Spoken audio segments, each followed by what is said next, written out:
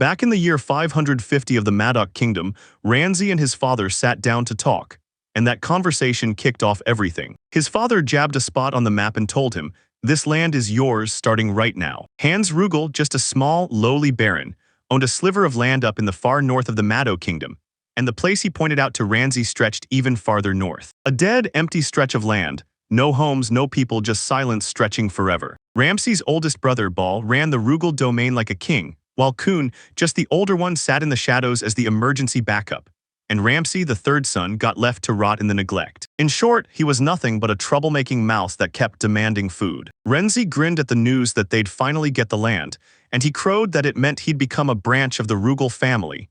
Hans nodded right along. Ranzi told him to swap his last name so he'd stand out from the main family, and from that moment on, he insisted he'd be known as Ranzi Bartlett. When Ramsay heard that, his stomach dropped. Was it really okay to treat a peer like they were disposable? He couldn't shake the thought that it felt painfully ironic. Play the helper, be the useless one. He admitted it wasn't great, but he understood the situation and begged for at least some startup funds. Then his mother handed him the bag of money, and Hans told him he'd managed to set aside 1,000 rubles. Ramsay crunched the numbers in his head. 1 loaf meant 1 rubella, and decided he'd grab every bit of advantage he could because he was the third son. His mom looked him in the eyes, apologized, and asked Hans, "Is that everything you want to talk about?" He flung his hands open and told him straight, "I'm your father, and I hate that I've done so little for you." Ramsay flashed a grin and told him not to sweat it. He'd be out of there in a week. He dashed out of the house, telling everyone he was headed for the village, and the moment he stepped outside, he muttered that this was exactly how it had to be. Since he was a reincarnator, his mind carried the age of someone far beyond 13. One day before Shitaro Ikaruga, just a regular Japanese guy stuck working for a black company in the northern lands. His life ended in the most cliché way possible. A truck slammed into him and he died. Then he woke up realizing he'd been reincarnated as Ramsay. Here he had zero connections to the nobles, and with him being the third son, inheriting the family was basically a dead end. He could have begged to become someone else's retainer through marriage, but he threw that idea aside and headed straight for the land they'd given him. He chose to tame the untouched land he'd been given and build his own village from the ground up, and nothing was going to stop him. Right then, his buddy Danny rolled in just to pop by and say hi. Danny was the fourth son in his village, just like Ranzi, so he couldn't inherit, which meant he and his older brother stayed close, and then Ranzi waved, said hi, and told him he needed Danny to go pick something up. He told Danny he needed rye, beans, turnip seeds, an axe, a saw, cloth, and salt. Then Danny stocked it all and blurted, "So what's this for? You planning to hit the road?" Ranzi snapped back, saying it wasn't like that. He'd been ordered to leave, then handed a chunk of land so he'd have somewhere to live. Danny was totally stunned when Ranzi shot him that question, "Are you okay?" And it hit him like a punch. He snapped at him, saying he should have told him sooner. Then Ranzi threw up his hands and admitted, "I only found out about this today." Danny then fired off a storm of questions, where the territory was, how big it was, and everything in between. Ramsay told him everything he could, then Danny pressed, "So what's your plan?" Ramsay admitted he hadn't thought it through and fired back, "Doesn't it piss you off that they gave birth?" And tossed them aside the moment they were no longer needed. Ramsay took one look at Danny and knew, just like him, there were tons of useless people out there, and he grabbed Danny's hand, swearing they'd make those fools eat their words. Danny flashed a grin and tapped his shoulder with a quick dab. They promised they'd give it a shot. Ramsay grinned because he finally had an ally on his side. Danny blurted out, "What do we do now?" And Ramsay shot back, "How many in the village are stuck like us?"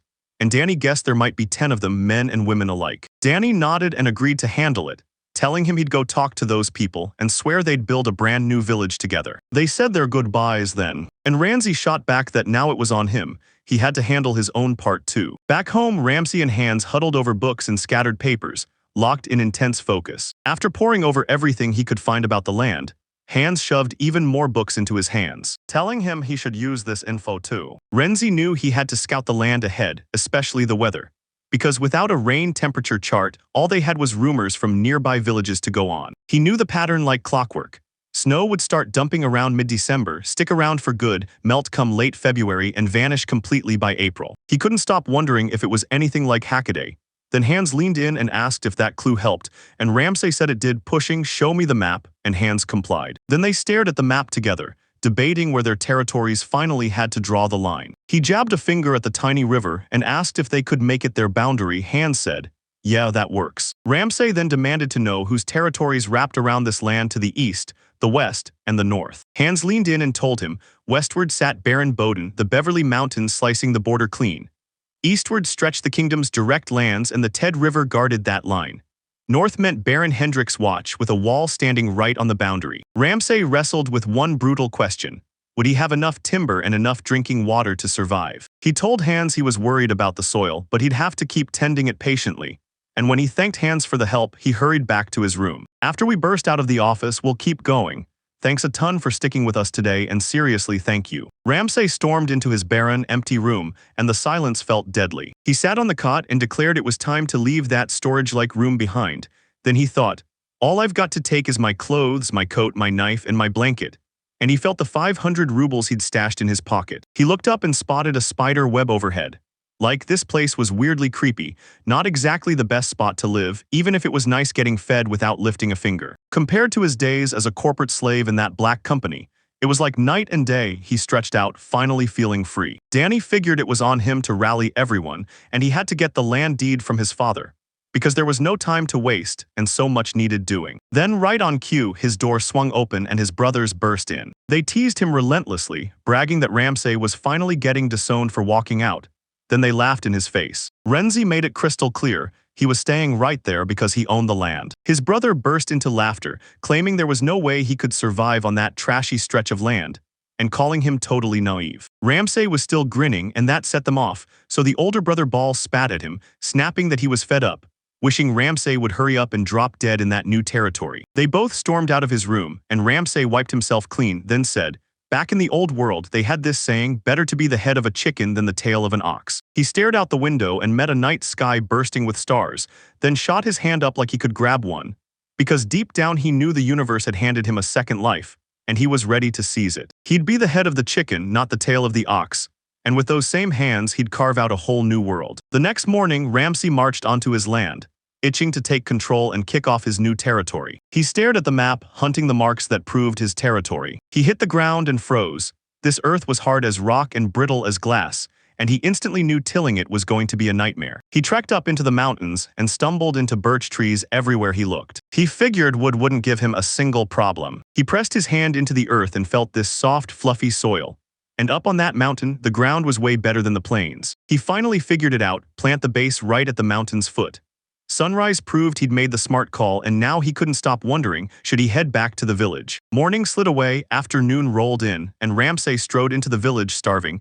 He hadn't eaten a thing since morning, until he suddenly spotted a boy shouting at him. It was Roger, the lumberjack's youngest son. He sprinted up to him, relieved he'd finally found him, and just as Ramsay asked why he was in such a rush, he told me Danny had been hunting him down, looking for him everywhere. He practically burst into joy and told him, Danny says you're running this village. And Ramsay snapped back, no, I'm not leading it, I'm getting pushed out. Roger begged him to take him in, because those older siblings kept bullying him for being fat and slow, and Ramsay realized it was the same story in every household. Sure, he loved gaining new companions, but he couldn't foot the bill for extra mouths. Roger told me his family had been lumberjacks for generations, until his older brothers swooped in and grabbed all the logging rights. Then it hit him he'd been planning to set up a base at the mountain's feet, and he fired off the question to Roger, asking if he could fell the trees. Roger nodded, saying, go on, leave the wood to me. They clasped hands, Ramsay threw him a warm welcome, and Roger grinned, saying he couldn't wait. After a while, they finally reached the house. Danny and the others were inside. Danny hurried in late, and Ramsay could only stand there waiting while Danny snapped, I'm sorry, I'm late. Then I asked him where he'd been, and he told me he'd been out scouting the territory. Danny immediately stepped in and introduced everyone he'd gathered. Willie, the farmer's fifth son, and Eric, the carpenter's second son, stood there ready for whatever came next. Danny said these two were desperate to help Ramsay chase his wild dreams. Ramsay thanked them both and leaned in, asking why they decided to tag along. Willie told them he'd been left with no land from his parents, so if he was going to farm, it wouldn't matter where, and Eric shrugged, saying he had no big reason at all. He was just done staying because he couldn't stand living with his brother. Ramsay froze at the next sibling's snapback, then understood this is just how their world runs. This village was so broke that resentment brewed in every corner, and poverty numbed people's hearts until compassion disappeared. Ramsay refused to let his home turn into that. Then Eric snapped at Ramsay that they weren't like him, like they'd messed up, and told him they could always turn back. Ramsay froze at first, but then he saw it, he'd been right, they weren't kicked out. If something felt off, they could just throw their bags on and march back to the village anytime they wanted, yet it still pinched Ramsay. Still, he swallowed the sting and knew there was no point replaying it. He shot his hand up and promised that the 5 of them would build a brand new village. Everyone nodded and shot their hands up. Ramsay grinned and said he'd lay out their future plans, and Danny and Eric immediately roasted him for it. Ramsay had them call him chief and esteemed lord, then told Roger and Eric to build the base house while Willie and Danny got to work on the fields first. Eric asked about the wood, and he told him that birch-like trees were growing up on the mountain, so Eric said that if they were building a house, it would be great to get some of that mock around. Ramsay snapped back that they'd have to scour the mountain for it. Then he turned to Willie and asked what crop he was best at growing. Willie told him that at home he used robins, wheat, and garlic. Then the guy begged to sneak a few seeds away, and Willie agreed as long as it wasn't too much. First, they'd raise a tiny birch house, then plant rye and beans that were easy to grow. Then they'd hunt for a mountain spring for water, and if they couldn't find one, they'd draw water straight from the river. Ramsay threw out a quick apology for the rush, then said they could start tomorrow. Everyone shrugged it off, and Eric insisted he needed a little more time, so he told them to chop down a few trees. Danny cut his journey short because a traveling merchant had just pulled in. Everyone spilled out and Ramsay stepped forward, then introduced himself and declared he'd be running the northern side of the territory. The merchant's name was Slay, and he introduced himself too, thanking Ramsay for his kindness. Slay admitted Ramsay was awfully young, and Ramsay replied that he'd be 13 that year. He told me Danny had filled him in on what he needed. Then he rolled up and showed his cart, right there where all the goods were kept. He leaned in and asked them what they needed. Ramsay paused, then declared he needed a whole year's worth of salt, and he demanded nails too. Eric chimed in, saying he wanted 100. They kept talking and picking through everything, and when it was all said and done, the merchant slapped down the final price, about 1,200 rubles. Ramsay stared in disbelief. This was way higher than he'd ever expected. Now he had to cook up food, stash away money for emergencies, and then he called Slay over to break down every cost for him. Slay told him that a whole year of salt would cost 500 rubles. Each nail was 3 rubles, and that alone added up to 300 rubles. Then the cloth hit him with a flat 400 rubles. Ramsay stared at the numbers, wondering if he'd just been ripped off, because in this world he'd never bought anything like this before. He'd grown up as a noble's kid, not someone who bargained for supplies. Danny rushed in and said it was just too high, so he'd have to skip the cloth. Then he leaned in and offered 700 rubles for the salt and nails. Slay said that deal didn't leave him much profit. But the moment he saw those young kids practically bouncing with eagerness, everything changed. He figured that if he wowed them right now, they'd come back as regulars, so he agreed to the deal and told them it was fine. Then Ramsay lit up, thanking him like that was exactly what he wanted to hear. Slay grilled him about where they'd build, and he pointed north to the mountain's eastern foothills. Then Slay promised to circle back, checked in one last time, and stormed off. Relief hit everyone like a wave, and Ramsay snapped that they should scatter now, because they'd be packing up and meeting in the square before dawn. Once the crowd cleared out, Ramsay grabbed Willie and demanded a minute of his time. After a bit, the two of them finally reached Willie's farm, and that's where his mom was working. She grabbed Willie's attention and demanded to know where he'd been sneaking off to all this time. The moment she spotted Ramsay, she snapped, "Who are you?" He stepped up and introduced himself as Ramsay Rughill, Willie's friend. Then the mom heard Rughill and instantly realized he was a lord's son. She tried to be proper, but he cut in, urging her to drop the formalities because he had a favor to ask. He told her he wanted to get his hands on some farm goods, then pushed for an answer. How much could she whip up? She told him, "If it's rye, I can handle 3 big bags, beans get me just 1 big bag, and garlic, 2 small bags tops." He thanked her, then leaned in and asked, "So what's the total cost?" She told him it would be 600, but she'd cut him a deal for 500 rubles, so Ramsay paid up front. She thanked him and promised she'd hand the goods over to Willie. Ramsay bolted out of the thought that he'd done the bare minimum and called it enough. Right before dawn at Ramsay's place, he was about to slip out. Then his parents stepped in to see him off. He thanked them with his whole heart for lifting him this far, and he swore he'd never, ever forget their kindness. His mom fired a question at him: did he truly plan to work hard in his territory, and told him there was no rush to leave. He shot back, denying it, insisting he needed to prep as fast as he could. And deep down, he realized something: he didn't actually hate his parents. But once those brothers were anywhere near, he knew he couldn't possibly stick around in that house. His father finally nodded, said he understood, and with a deep reluctance still handed over the deed to the territory, just like he'd promised. Ramsay took it, threw back a huge thank you, then he told her to stay safe before he spun and walked out. After a while, he finally barreled into the spot where Danny and the others were waiting. Danny snapped at him that he was late, and Rans rushed to apologize, swearing he got sidetracked with his parents. Willie handed him the food he'd asked for, and Ramsay thanked him, feeling secure for the moment.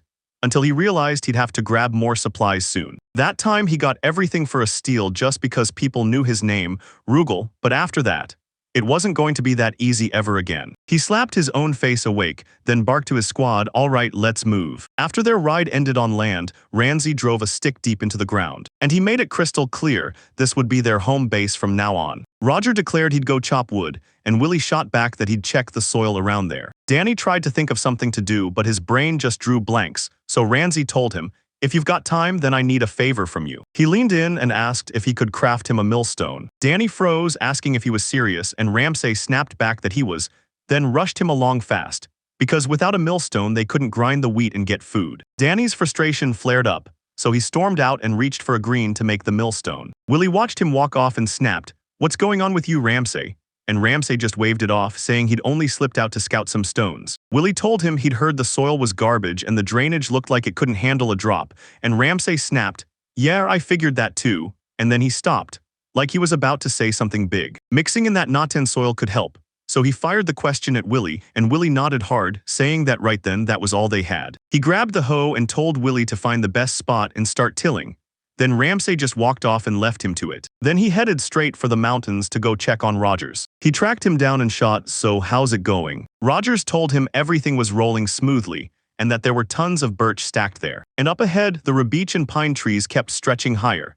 So Ramsey asked right then if they could boost the pines and birches while they were planting. He realized pine resin could burn as fuel, and if they could tap the birch for sap, they'd cash in for a seriously good price. Rogers told him if they go wild, we can still control them and plant them on purpose. Ramsey lit up and told him, "Once we cut down those trees, we'll start planting right away to stop landslides." He leaned over to Rogers and asked, "Can I even grow birch?" And Rogers shot back, "Yes, right away." While Willie was stuck tending to tilling and Danny was focused on the milestone, he jumped in beside Rogers and helped tear through the trees. With the day slipping away, everyone gathered, and Ramsey fired off the question, should he report everyone's progress from that day? Rogers said he'd been working the ground, but the soil was trash, so they had to till it the right way first, then mix in mountain soil later. He added that the birch was coming in great and they'd already hauled in almost 30 logs. Then Danny snapped an apology, saying he still hadn't found a thing. Renzi snapped the report shut, thanked everyone with a nod, and declared, "That's it, let's call it a day." He knew everyone still had a real home waiting, so there was no way they'd just camp out like that. Then everyone stared at him in pure awkward silence, and Danny shot back that they'd bust their butts and set up a comfortable place in no time. Everyone ditched the room, and Ramsey was left standing there by himself. So he grabbed his gear and got ready to hit the campsite. He knew he needed water and fire, so he headed for the stream to pull the water, only to realize he had nothing to carry it with. And the second he pictured the campfire, that thought hit him again and again. He remembered one terrifying detail. He had no clue how to even begin. Daytime had been warm, so he completely forgot, until the night hit and staying alive without warmth felt impossible, and worst of all, he had no lighter. Panic hit him hard, but then after a bit, he finally settled in and camped out. He huddled into the blanket like it was his only shield, pulling it tight around himself. He had to sneak a few embers from Danny's place, and if he'd been even a minute late, he would have frozen to death. He thought he'd planned everything down to the last detail, but the moment it was time to move in, he realized he had zero idea how he was going to handle all the life stuff he still hadn't prepared. Eventually, his eyes started to droop, and sleep pulled him under. The next morning, the second he opened his eyes, his friends' pounding footsteps and loud voices dragged him out of sleep. They hated seeing him like that, and Ramsey leaned in, asking when he'd finally nodded off. Eric begged himself to finish building his house fast, or he'd be dead. Roger swore they'd lose all strength if they didn't eat right, and Willie promised they'd grow crops at full speed to stuff their bellies. They all drifted off, already buzzing with one thought. They had to set up a proper living place ASAP. Ramsey snapped that he couldn't stay put. He had to get moving right now. He stumbled to the river stream, cupped water in his hands and drank. Then it hit him. He'd been daydreaming about food, but first he had to forge his own utensils. He knew he'd never pull off fancy pottery, but he still remembered the basics from elementary school, so he figured he could at least manage some simple earthenware. He dug up some clay, drowned it in water, kneaded it until it was smooth, and then molded it into a pot. He knew it should sit and dry for about 2 weeks, but he couldn't waste a single second. So he took a gamble, ran the experiment, and braced for a few ugly failures. He let them soak up the sun for a bit, then drove them straight toward the campfire. Then, when the moment hit, he hurled it into the flames. After everything he went through, he ended up with a nasty, ugly pot. He couldn't believe how badly that hit him, pure disappointment. But he knew the truth, he hadn't let it dry or bake long enough, and now he had to watch the fire like a hawk, keeping the temperature right where it needed to be. He gave it a try and the relief hit him hard. At least he could finally fill it with water. He set the pot right over the campfire and tossed in the salt. Snap-tossed some beans with thin-sliced garlic. He whipped up a killer garlic bean salt soup. He couldn't even tell if this counted as cooking, and right when he was about to take a bite, he froze, because there was no cutlery at all. So he shrugged and dove in anyway. He downed it straight from the pot, and the moment the last bite hit, he was fully satisfied. Staring at these brand new plain boiled beans like, wait, how are they this good? Once he was done with it, he threw himself back into shaping clay and making pots. He churned out a handful of hideous pots and cups. He said practicality mattered more than artistry. If it came out a little rough but it worked, then that was plenty. Hours slipped away and suddenly night had fallen. Ramsay realized pottery wasn't a quick hobby. It was a whole-day grind, so he figured he'd need to try something else. Right then, Willie shouted that everyone had finally gathered, and Ramsay told him, "I'm on my way," and when. When he finally arrived, he stormed up to everyone and demanded, "Where's Danny?" Because Danny hadn't shown up at all that day. Rogers shot back that Danny was absolutely buzzing over tracking down the best stone. Hearing that, Ramsay burst into tears, convinced Danny was really sweating over making the stone knell. Eric swung over the little cot he'd built just for him. Ramsay couldn't stop grinning, thanked Eric right away, and Rogers tried to downplay it as just a roof and floor. But Willie shot back, "Yeah, better than nothing." After nightfall, once everyone finally vanished, Ramsay wiped the place down, finished the last details, and crawled into bed ready to sleep. He'd cobbled together a shaky stove, but deep down he wanted something brick solid. So the next day he vowed to make his own bricks out of clay. He dropped onto the cot and practically sighed with relief. Just having a roof over him and a floor beneath him felt like salvation. He finally let sleep drag him under, thinking he was about to finally crash and sleep like a rock that night. The next morning, Danny rolled in with the others, greeted Ramsay, and told him that he brought exactly what I asked for, then promised he'd reveal it later. So he rounded everyone up and said, "All right, let's get pumped. Let's kick off today." Eric demanded to know why he was the one calling the shots. Ramsay ordered everyone to split into carpentry and farming squads.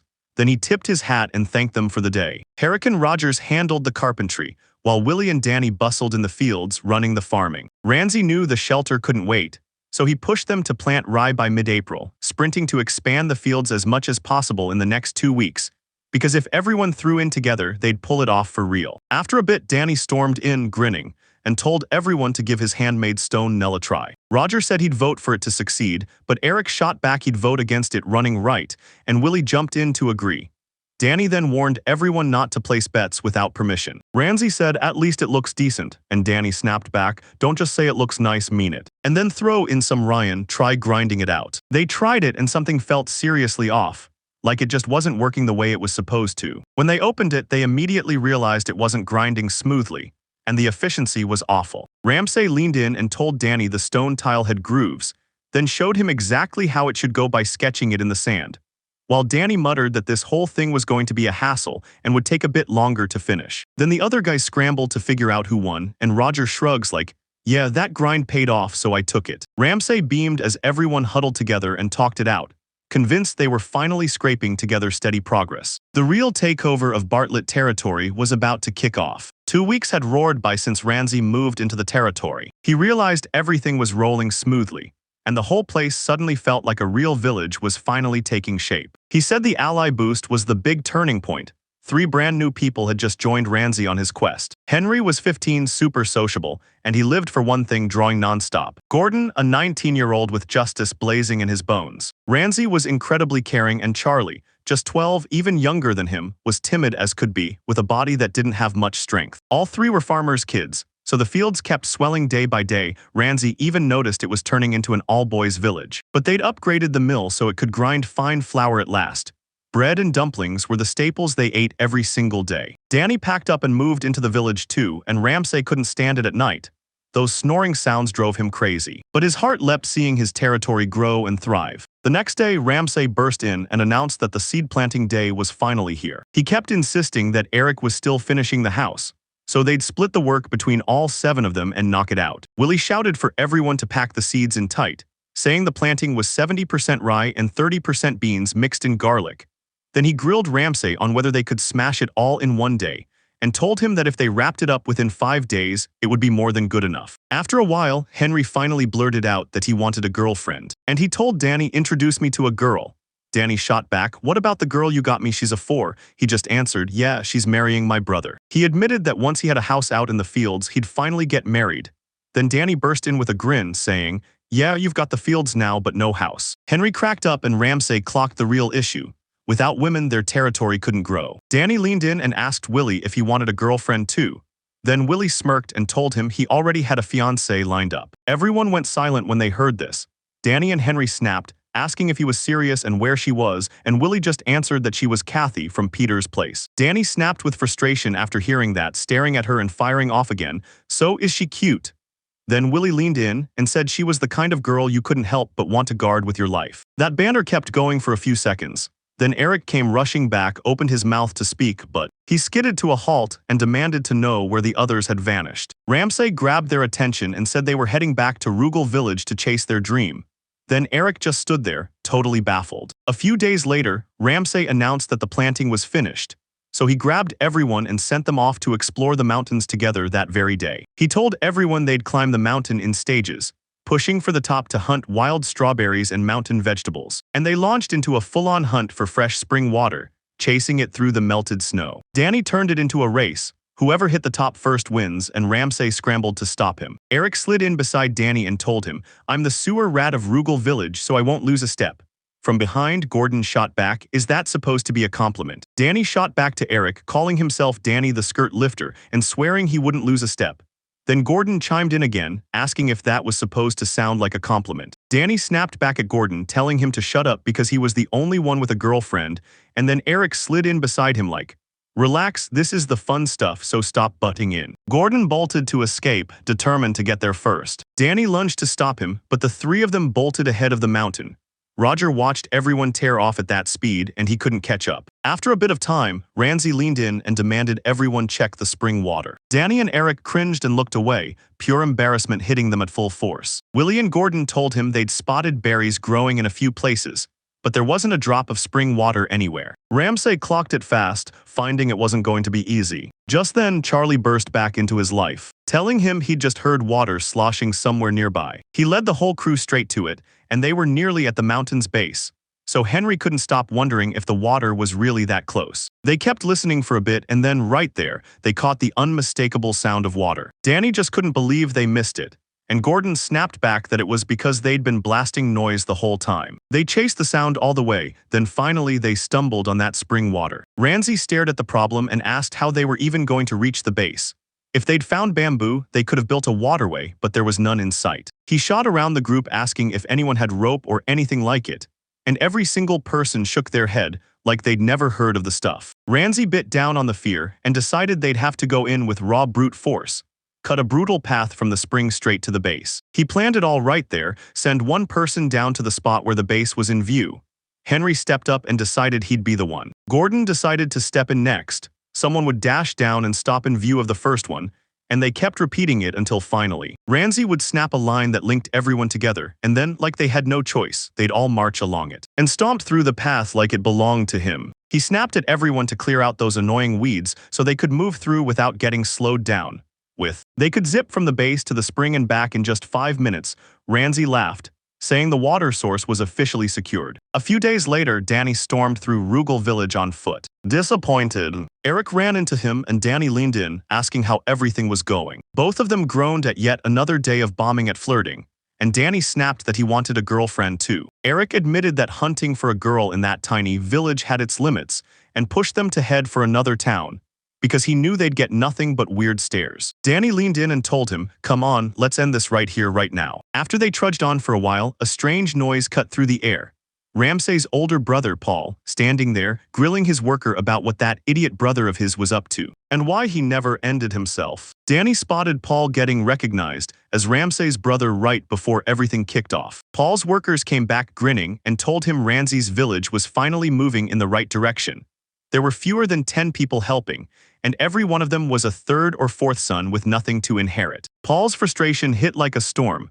Ramsay had stepped into his territory without permission, and Paul swore he'd end him. Eric told Danny that Ramsay finally got the land from his own father, and that was exactly what gnawed at Paul. The worker grabbed Paul's attention and asked, "So what are we supposed to do about this?" And Paul basically snapped, telling him to burn the whole village down. Eric and Danny's faces went pale the moment they heard that. They bolted up to Ramsey, desperate to fill him in. Ramsey greeted them with a grin and said he and Henry were sketching a map of the area, and Danny's like, "Yeah, cool, just not right now." Ramsey shot them a question about what happened, and both of them immediately spilled everything they'd heard. Ramsey snapped to the fact that Paul was about to torch the village, then growled that his idiot brother was only good at causing chaos. Eric leaned in and demanded, "What are we gonna do if they actually attack us?" Ramsey promised he'd think it over, and Herrick snapped that they couldn't just idle around. So Ramsey steadied him, said it was okay, and dove right back into working the map. Danny couldn't shake that uneasy feeling. After a bit, Willie finally caught up to Ramsey and blurted out that he wanted to start growing grapes. He asked if they could grow them right there, and Willie shrugged like, "Why not?" Because grapes were tough enough to fight back even in nasty, bad soil. Gordon told them he used to grow them at home so he could pitch in. Henry begged to try some wine, and Ramsey promised they could stash the wine and keep it for ages. He promised they'd get a vineyard ready right then, and everyone snapped into planning mode, while Danny and Eric showed up with uneasiness written all over their faces. Ramsey saw it happen and yelled for everyone else to finish the job, while Gordon and Charlie immediately stepped up and promised, "We've got the rest." Ramsey ditched them and rushed over to Danny and Eric, blurting that he had plans to make and couldn't stop. Danny said he knew the answer to what everyone was asking about Paul. Ramsey told Danny he just felt it would somehow all work out, yet Danny still froze in shock hearing it. Before he could even get a word out, Ramsey stormed off, promising they'd talk again. A few days later, Eric and Danny were back in the village, still stuck with 0 jurals and no clue what to do next. Eric was snapping that they hadn't cracked the Paul situation yet, and he couldn't stop wondering what Ramsey was cooking up. Danny couldn't stop worrying the whole territory might actually go up in flames, and they decided to claw their way back to square one. Eric's patience snapped. He grabbed his shirt and barked that he better not mess with him. He'd whipped them all into a frenzy, so there was no way he could even think about heading back alone. Danny leaned in and demanded what all this was and what Eric wanted him to do, and that question only made Eric's frustration spike harder. Danny's face got a hard shove as the voice snapped, "Wake up." Danny grinned, wiped his face, and then slammed a kick into Eric's stomach, because that was rich coming from him. The crowd spotted the fight bursting out, and they swarmed around them in seconds. Danny snapped at Eric to let him go, and Eric fired back that Danny had to apologize first. The crowd was roaring like crazy, begging them to finally step into the fight. Just then, Paul and his crew strolling nearby spotted the crowd huddled together and barked, "What's all this noise about?" Eric tore through the fight, won it clean, and then walked right out like the night belonged to him. Danny lay sprawled on the ground, breathing hard. Paul clocked Danny instantly and knew exactly who he was. He ordered his worker to bring him along, and the workers grabbed Danny, hoisted him up, and hauled him straight to their base. Danny jolted awake, bruised and aching from his battle with Eric, and he immediately wondered where the heck he'd ended up. He blinked and realized he'd ended up inside a storage shed, while Raugel's mansion loomed outside. He snapped to his senses. He was standing in Paul's playground. Right then, Paul rolled up and sat right beside Danny. She pressed him, demanding to know what he thought he was doing there. Danny stayed mute and Paul snapped, "Talk, why aren't you in the village anymore?" Before pushing, "I know you've been hanging around with Ramsey." Danny flat out denied it, and Paul froze in shock while everyone burst into laughter, saying he couldn't stomach that dull village life one more second. Danny told him he was heading back to his village, calling himself Danny from Rugel, and Paul burst out laughing.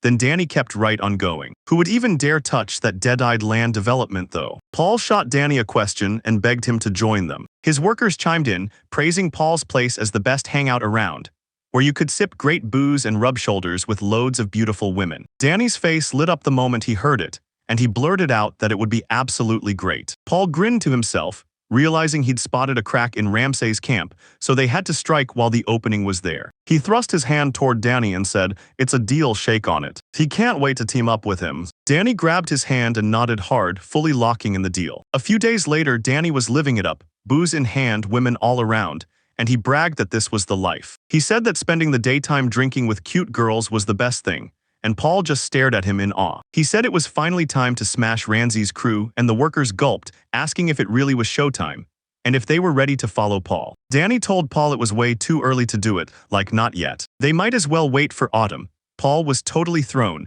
blurting out what that even meant and wondering if he was about to show them mercy. Danny shot back that they were out there working their tails off, planting wheat and beans right now, so it made way more sense to hold off. then grab the whole harvest at once. Paul nodded and accepted it, no doubts, just a firm yes. They promised they'd hold off till autumn. Then he vowed to train up and come back swinging like a wrecking ball, and his workers practically buzzed with excitement at the news. Back in Ramsay's turf, where the danger starts again, Roger stepped up to Ramsay and asked, "What's wrong?" Ramsay snapped back that it wasn't like that. But he hadn't seen Danny in ages, so panic hit him. What happened? Ramsay quickly spun it into a lie, claiming he'd just been busy charming girls. And he told himself not to stress over it too much. Roger erupted in laughter while Eric stared at them, clearly uneasy. Eric went up to Ramsay to blurt out his concerns, but Ramsay cut him off, saying everything was fine because he was already plotting the next move. He said, "We're going to meet Baron Hendrik," and then he added, "I'm heading just a bit north." Everyone in the room gasped at what they just heard. Charlie leaned in and asked if the north belonged to Baron Hendrik. Ramsay snapped back, "Yeah," then said he'd sell every scrap of wood the village didn't need, and the biggest town for miles was Hendo's, the Baron's capital. He'd already loaded the logs onto the cart and they were ready to roll. Herrick leaned in and asked if this was the very next move Ramsay had promised earlier, and Ramsay nodded. Then Herrick pushed, "So you're heading to town too? Can you grab some nails as well?" Ramsay said he would, along with a sack of rye insult. It took him about half a day to reach Hendo's, so he figured he'd be back by tomorrow. Kathy, engaged to Willie, was there too, and Ramsay leaned in and told her he needed her to take over and run the meals for a while. She finally got it, and he launched into action right away. After a few brutal hours, he figured cart pulling solo was way harsher than he imagined, and his resolve started to wobble. After what felt like forever, he finally spotted the town of Hendo's, but he'd taken twice as long as he expected, and the truth hit hard. Coming alone was a dumb move, and he should have asked for help. As he barreled toward the town, soldiers surrounded him, pounded questions into the air, and demanded to know what he wanted next. They spotted he was fresh off a lumber yard, and Ramsay grilled him, said it was his first time there, then demanded to know where the shop that bought the lumber was. The soldier grinned and practically ushered him through the gate, shouting that all he had to do was take a left. And when the soldier swung the gate open for him, they warned him, "Don't lose your head, don't be shocked." As Randy caught sight of the town, he was totally stunned. This place was bursting with life. And he said it wasn't a shock at all. This was the Baron's capital, plain as day. He hunted down the lumber store all over town, and at last, there it was. When he finally got there, the store owner greeted him right away and clocked that he'd come to sell his wood. He stared at the word, then snapped. He said the quality and the amount looked spot on, and offered him 1,000 rubarbara right then. Ramsay couldn't stop thinking about it. He begged for more and said dragging everything all the way over was a pain, then added that it was still in perfect condition. The owner argued over it and demanded, "What about 1,200 rubarbara? That's my absolute limit." Ramsay nodded and agreed to the deal. Then the owner shoved a bag of rhubarb into his hands, and Renzi thanked and left in a hurry. Locked in on what was coming next, he burst into the seamstress's shop and told her he wanted to get a suit made. The wind demanded his terms, and he told her straight up he needed a decent outfit to meet the Lord, without getting wrecked financially. The seamstress got it and promised she'd stitch it from the cheapest linen for 200 rubers, and Ramsay agreed on the spot. She slipped away with his measurements for the suit, and when he asked how long it'd take, she leaned in and said he should have it back in about 3 days. He tore out of the shop and sped straight for Baron Hendriks's residence. He marched up to the guard outside and claimed he was Baron Hans Ruggles' messenger, saying his lord wanted to meet Baron Hendrik. Then the guard listened, nodded, and rushed inside to have him wait a moment. After a bit they finally returned, breathing out apologies for the delay and telling him that Lord was swamped, but he managed to squeeze in 10 days later and asked Renzi if that would work. Renzi nodded, grinning because Lord would be happy. He bolted out of there, grinning like he'd won the whole world. He thought he'd nailed the right outfit for meeting the Baron and locked in the appointment. Now all that was left was to grab the required items. He snagged the nails, rye, and salt, tossed them into his cart, and bolted out like he couldn't wait to get gone. He glanced at the sky and knew it was already dark. No way he could burn money or risk staying the night in town, so he clenched his teeth and pushed on, racing back into the darkness. Ramsay finally staggered back to his village, and Gordon immediately snapped, "You okay?" because he'd been gone way too long. Ramsay looked him in the eye and said, "You've done it, you crushed the groundwork. Now in 10 days we're finally going to need Baron Hendrik." Gordon rushed back, apologized for the interruption, and told him that the day before, when he'd passed through Rugal village, he'd spotted Danny with his brother Paul. He swore he didn't want to think about it, then demanded, "Could Danny really have betrayed us?"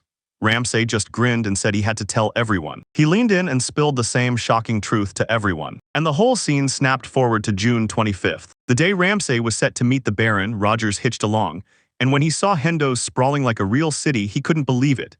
He thanked Ramsay for bringing him there, and Ramsay shot back that he also needed to sell firewood, so Rogers's help basically saved the whole plan. He told him, once we're done with business, we'll tear through the city first, we sell this lumber. When they finally stepped into the shop, the owner's eyes snapped to Ramsay, like he'd seen him before. And he realized he'd hauled in even more that day, because Ramsay snapped that this time he'd brought it all in pairs. The owner promised he'd name the price fast and told them to hold up for a sec, and Rogers leaned in to reassure Ramsay that they'd get a great deal. Then, after they'd sized up the lumber, the owner pointed at it and finished his pitch. He could scrape up only 2,500 rubles. Rogers nearly dropped his jaw when he heard it, and he snapped that it was way too low. The owner gulped, apologized, and said they had a ton of birch, then offered 2,700, adding that if they still weren't happy, they should go looking elsewhere. Ramsay nodded at the deal, then sold the wood and cashed in. Roger's face fell. He'd been counting on getting 3,000 rubara out of this, while Ramsay shrugged and said, "No saving it now," urging them to abandon the cart and keep moving. They both rolled up at the seamstress's shop, and she greeted Ramsay like she'd been waiting, telling him his suit was finally ready. Ramsay slipped into the suit and the seamstress leaned in, asking what he thought. He smiled and said it fit perfectly. Rogers also praised him, telling him he looked great, and Ramsay just nodded back, saying this outfit would have him totally set to meet the Baron. He leaned in and asked, "So do we go?" After what felt like forever, they finally reached the wasteland's edge. He marched up to the guards and announced, "I'm Hans Rugel," and then told them he'd just commissioned his father's representative. He demanded an audience with Baron Hendrik. A soldier bowed and called Rand's lord, then told him to hold up for a second. Rogers quickly remembered that Rand's was noble too. After what felt like forever, they finally stepped into the palace, where a maid greeted them with a warm smile and thanked them for waiting while she guided the way. They fell in behind her, and Rogers couldn't stop himself from staring, completely stunned by how beautiful the palace was. The maid swung the door open, ushered them inside, and demanded they step in right now. Once they slipped into the room and sat down, the maid backed out, shut the door, and told them to stay put for a moment. Rogers still stared in disbelief, then told Ramsay this mansion was straight-up incredible, and Ramsay nodded back that this was the Baron's residence, the place that ruled the whole area. And that's exactly why he'd shown up, if he could get Baron Hendrik on his side. But right before he could finish his sentence, Baron Hendrik barged into the room, swallowing the space with sheer presence. He shot Ramsay an apology for making him wait too long. Ramsay bowed low, brushing it off like it didn't matter, then snapped his head up, and there stood Baron Hendrik. He couldn't stop wondering if he'd really win the Baron's support or get shut down. Ramsay leaned in and told the Baron it was a real honor to meet him. Then he introduced himself as Ramsay Rugel, Hans Rugel's son. The Baron swept in on Ramsay and introduced himself as Darrell von Hendrik, the ruler of that territory. He waved him to a seat and leaned in, asking what was really eating at him. Then Ramsay dropped into the chair. He tried to claw his way back through the negotiations from his past life, knowing he had to act perfectly around his superior. He had to steer the negotiation like it was on a knife's edge. Then the maid swept in, poured their wine, and Baron leaned in, asking whether he enjoyed it, and told them to go ahead, indulge without a second thought. Ramsay gave him a grateful nod, but shut the offer down. He said he looked swamped, so he'd skip the small talk and dive straight into the main topic. He shoved an official paper into the Baron's butler's hands, and the butler promised, "Don't worry, I'll handle it." He cracked it open and handed it straight to the Baron. The Baron tore through it, then paused, like the words had him hooked, right up until the moment he finally looked up. He finally understood it. Ramsay wasn't just anyone, he was Lord Rughel's third son, and the Northern Territory was granted to him. The Baron snapped that he'd come expecting something better, then demanded to know if Ramsay was really trying to keep him as a retainer, because apparently he couldn't handle the wasteland on his own. Ramsay shut it down, admitting the offer sounded tempting, but he'd already picked a different road. He nodded to Rogers, and Rogers shoved the money bag into his hands, the cash they'd just pulled in after selling the lumber. He yanked it open, flashed the cash they owed, and told the Baron that thanks to the letter he'd received, he now owned land, built his territory, and even changed his surname to Bartlett. He marched up to the Baron and demanded to be added to his protection. They stared each other down, and the Baron grinned and called it fascinating, telling Ramsay he'd know him as Sir Ramsay Bartlett, but saying stepping into his protection came with a price. Then asking if Ramsay was okay with that, and Ramsay said yes. Then the Baron leaned in and demanded to know how big his village was. Ramsay shot back that it wasn't really a village at all, just a tiny settlement of around 10 people. The Baron promised him, "We'll pay the Hendrik family 30,000 rubelet every year, and next year works just fine." Ramsay froze when he crunched the numbers and realized he'd have to cough up 2,500 rubiala every month, yet all they had at the time were wheat and timber. The trees were running out, planting couldn't keep up, and the crew was short on hands too. So he could only wonder, would the Baron cut the tax just a little? Before he even got the chance to ask, the Baron cut him off and declared it straight. Not a single coin would be taken down. Ranzi let out a heavy sigh, knowing this was the moment for bold moves. So he went straight to the Baron and said he'd take the deal, and the Baron just nodded back like it was the smartest choice. His butler shoved a paper into his hands, and he began drafting the official order, asking if that was all Ranzi wanted. Ranzi snapped back that it wasn't, because he needed one more thing. He ordered the Baron to tell Lord Rugal they wouldn't interfere at all. And when the Baron heard it, his eyes went wide with shock. Ramsay made it crystal clear that his father had officially handed him the land, but the eldest and second sons of House Rugal couldn't stand it, and they were reportedly itching to strike by lighting fires the moment the chance showed up. The Baron got it right away, snapped that a dip in their tax revenue would be disastrous, and told him to draft a letter immediately. Ramsay said he'd need a copy too, just in case anyone ever dared to invade his territory. He made it crystal clear, if they wiped out the invaders, they'd never get blamed. The Baron got it instantly and snapped to Ramsay that if he warned them not to invade, then any breach of that order would trigger brutal punishment. He scratched his signature on the letter and handed it straight to Ramsay. Ramsay promised he'd personally notify Lord Rughal, and once he said that, the guy practically bowed in gratitude before slipping away. Rogers and he tore out of the palace, disappearing into the streets. And from his upstairs window, the Baron watched their every move like it was entertainment. He asked his butler Anthony what he thought, and Anthony just scoffed that even a tiny sum could rattle them. Honestly, it was laughable. The Baron snapped that he couldn't keep beating them up, these folks were just clawing for survival. And then he added, gruff as thunder, that a true noble had to be able to endure whatever came. He praised Anthony's loyalty to their house, then warned that it sometimes crossed the line, after which Anthony shot back an apology. He admitted more tax money was definitely welcome, and the Baron nodded. If signing a few papers could rake in 30,000 rubla, that was a pretty sweet deal. He didn't expect miracles, but he wished Ramsay the best anyway. As soon as Rogers stormed out of the palace, he blurted out that he was starving to the bone. Ramsay told Rogers that he'd treat him for keeping him company, and Rogers practically lit up with joy. Then he started scanning the room, begging for skewers, soup, and bread. Ramsay grabbed them for himself, and the moment Roger took the first, he shot him a warning, "Don't you dare choke." As they ate, Ramsay caught sight of a frail kid staring at them like they were the only hope in the world. Rogers demanded to know what was wrong, and the second he saw what Ramsay was seeing, sadness hit him hard too. He asked if they could do something together, and Ramsay lit up.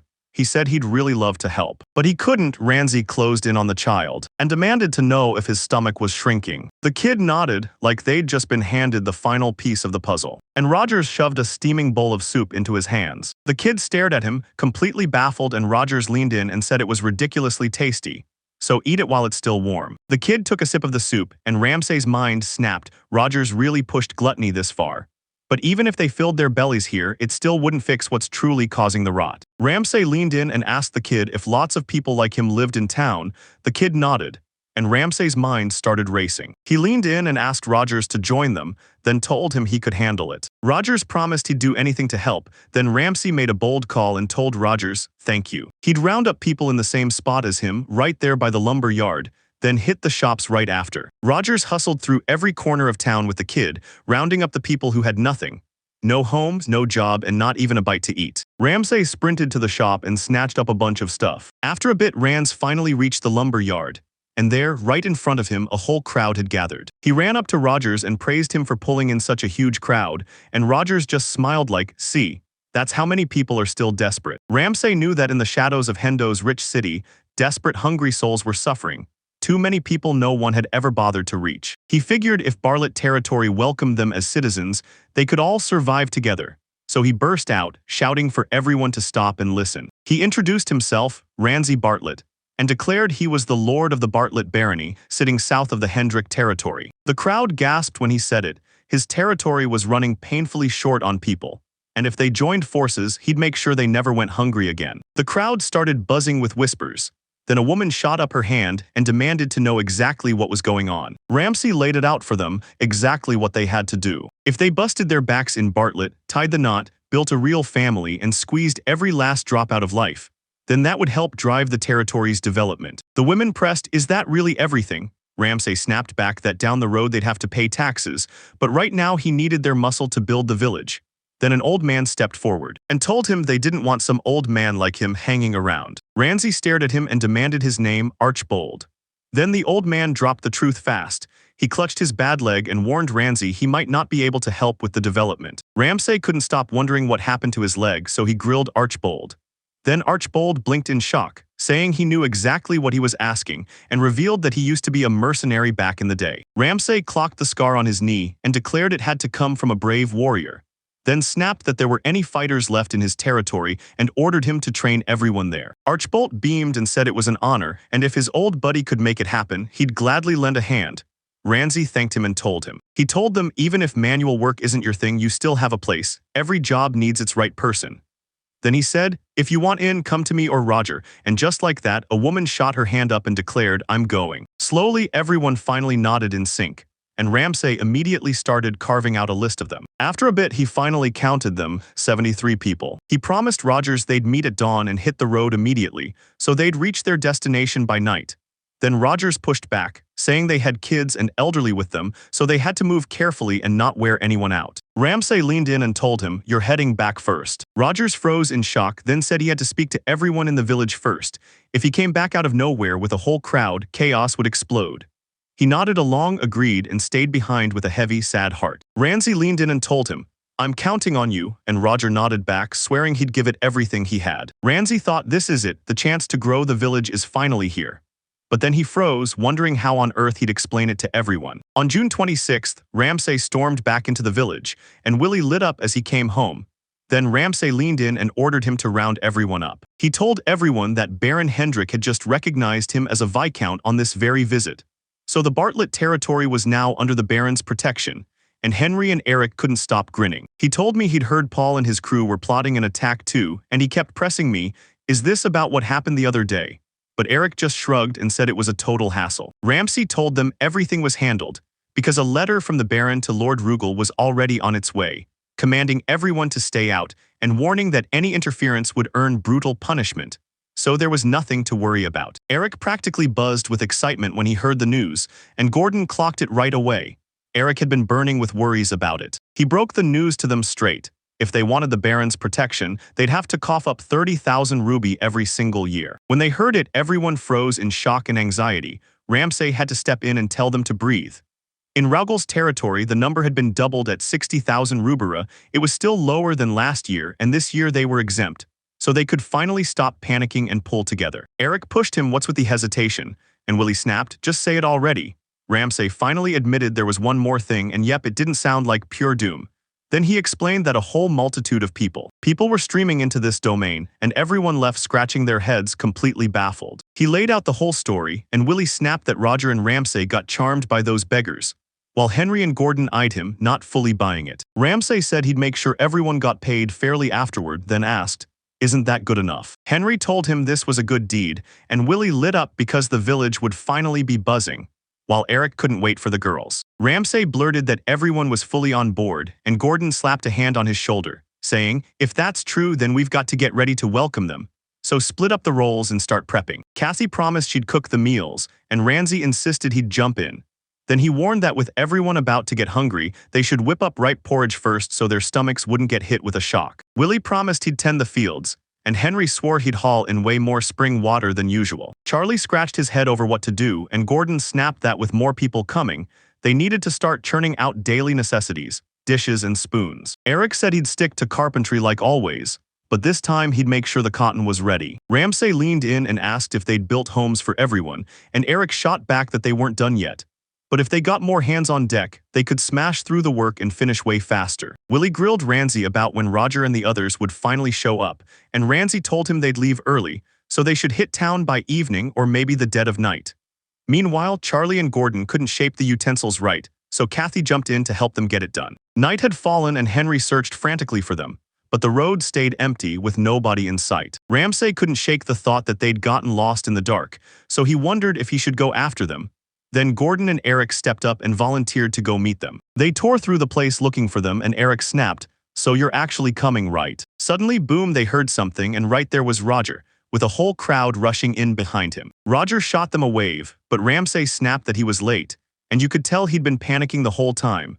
So Roger complained that the cart felt brutally heavy and told Eric to trade places with him right then. Eric was too busy charming the women, flirting, checking if they were okay, and acting like he owned the place. So Gordon snapped at him while Ramsay pushed for answers about who felt sick or got hurt. Then Roger assured him they were fine. He thanked everyone for their relentless grind on that brutal journey, then leaned in and told them the village was right around the corner. So hang on just a little longer. Rugel's family house flicked its calendar to July 1st, where Hans had summoned his oldest son, Paul. He showed up with his sibling and demanded, "Why am I being called?" And Han pointed to the letter that proved it. Paul glanced at the letter and saw the Hendrik family seal, straight-up proof it was meant for him. Shock hit him the moment he opened the letter and read it. They declared the Hendrik family would recognize Ramsay Bartlett as a viscount, and anyone who dared hurt this land or its people would be stopped cold. Paul snapped, demanded to know what was going on, and told the Hands to hit the streets and protest it. Hans snapped at him not to be foolish, then fired back, "What are you even planning to protest?" Paul snapped that Ramsay was grabbing territory without permission, and Hans fired back that it was officially his, since he'd only been handed leftover unused land. Paul fumed at it, then stormed out, as his sibling came barreling after him, and let out a heavy sigh, but a wave of relief hit because Ramsay was doing great. He finally understood it. When Ramsay demanded that land transfer document back then, it was all set up for this very moment. Even if it was his own child, he still froze at the sheer foresight.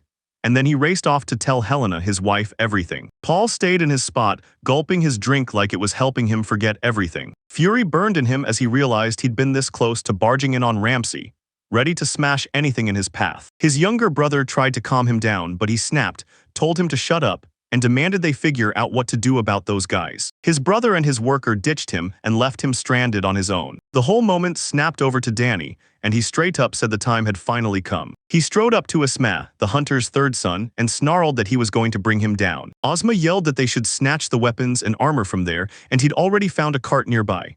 Danny shot back, "Man, I'm really glad I'm riding with you." Ozma shot the idea down, claiming his brother was keeping an eye on him, and insisting that a hunt in a brand new land might do him good. So Danny leaned in and told him, "I'm counting on you." Ozma said he had to hit the village first, and Danny nodded, grinning because he'd catch up before you could even blink. Ozma bolted toward the village, and Danny headed straight for the girl he'd met at the pub. Her name was Colette, and he leaned in to tell her he was turning back toward Ramsay. He leaned in and asked if she'd team up with him. She told him to pause, give her a moment to think, and don't slam that door in her face. Danny basically shut him down, then understood one thing. He couldn't drown in sadness because he still had other houses to visit. He hunted down Roger's girlfriend, then Gordon's, then Alyssa, dragged the invitation to their doorstep.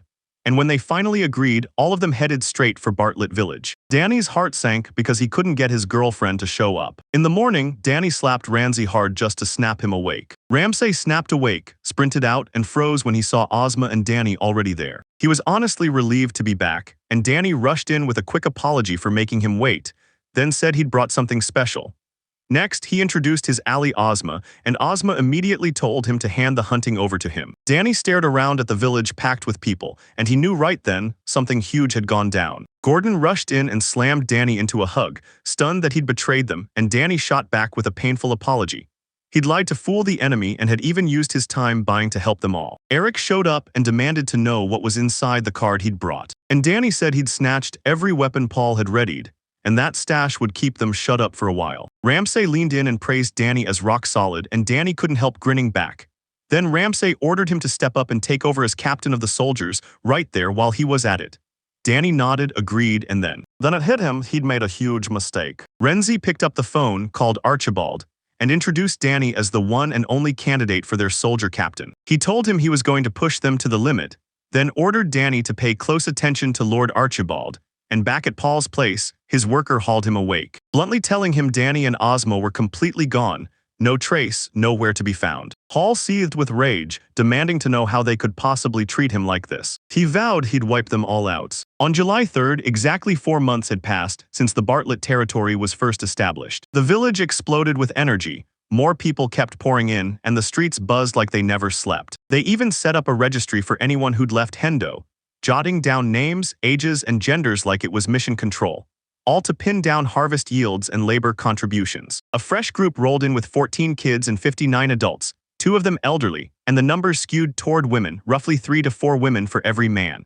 Most were seasoned farmers, with a handful of blacksmiths and a few people who'd handled messier, high-stress jobs too, while plenty were used to basic work like hauling goods for a living. They chose agriculture as their focus, then slotted everyone into roles that matched it. While Willie watched over rye, Gordon handled the grapes, Henry tended the beans, and Charlie ran the garlic and turnips.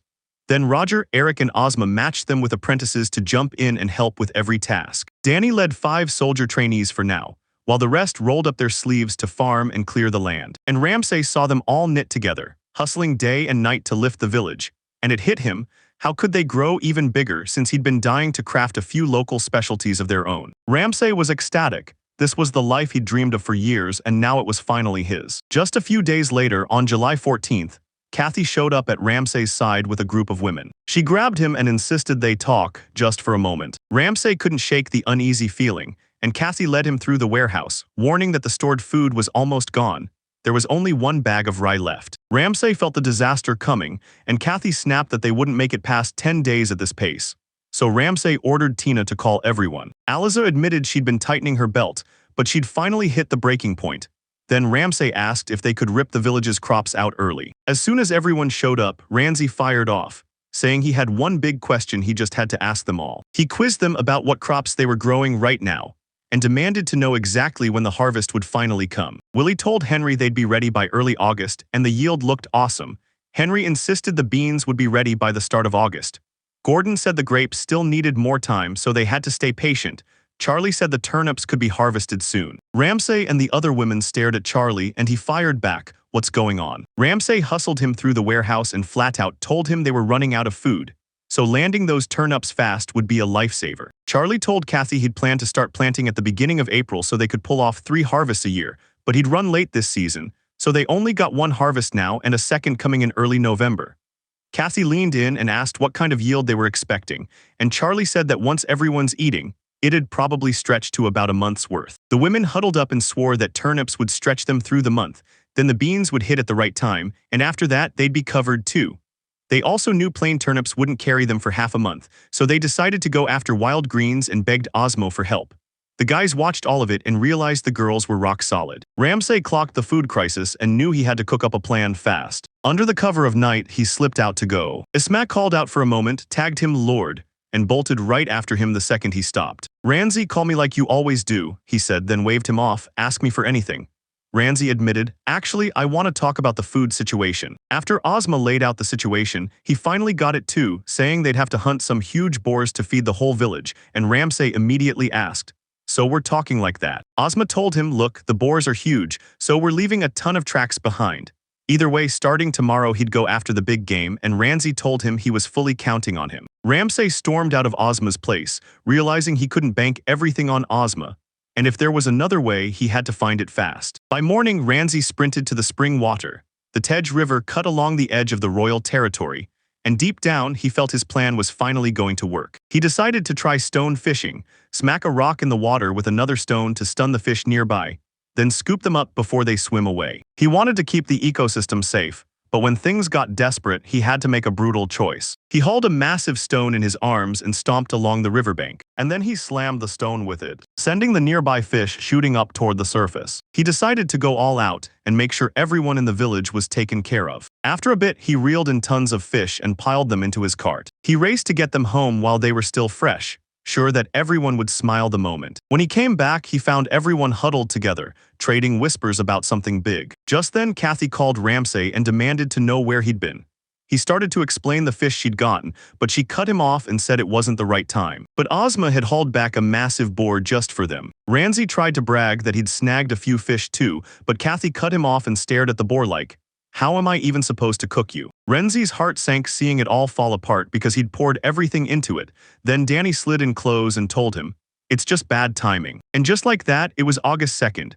Fields overflowing with a harvest so beautiful it felt like the land itself was smiling. Ramsay asked Willie if they could harvest now, but Willie shut him down cold and said they had to wait.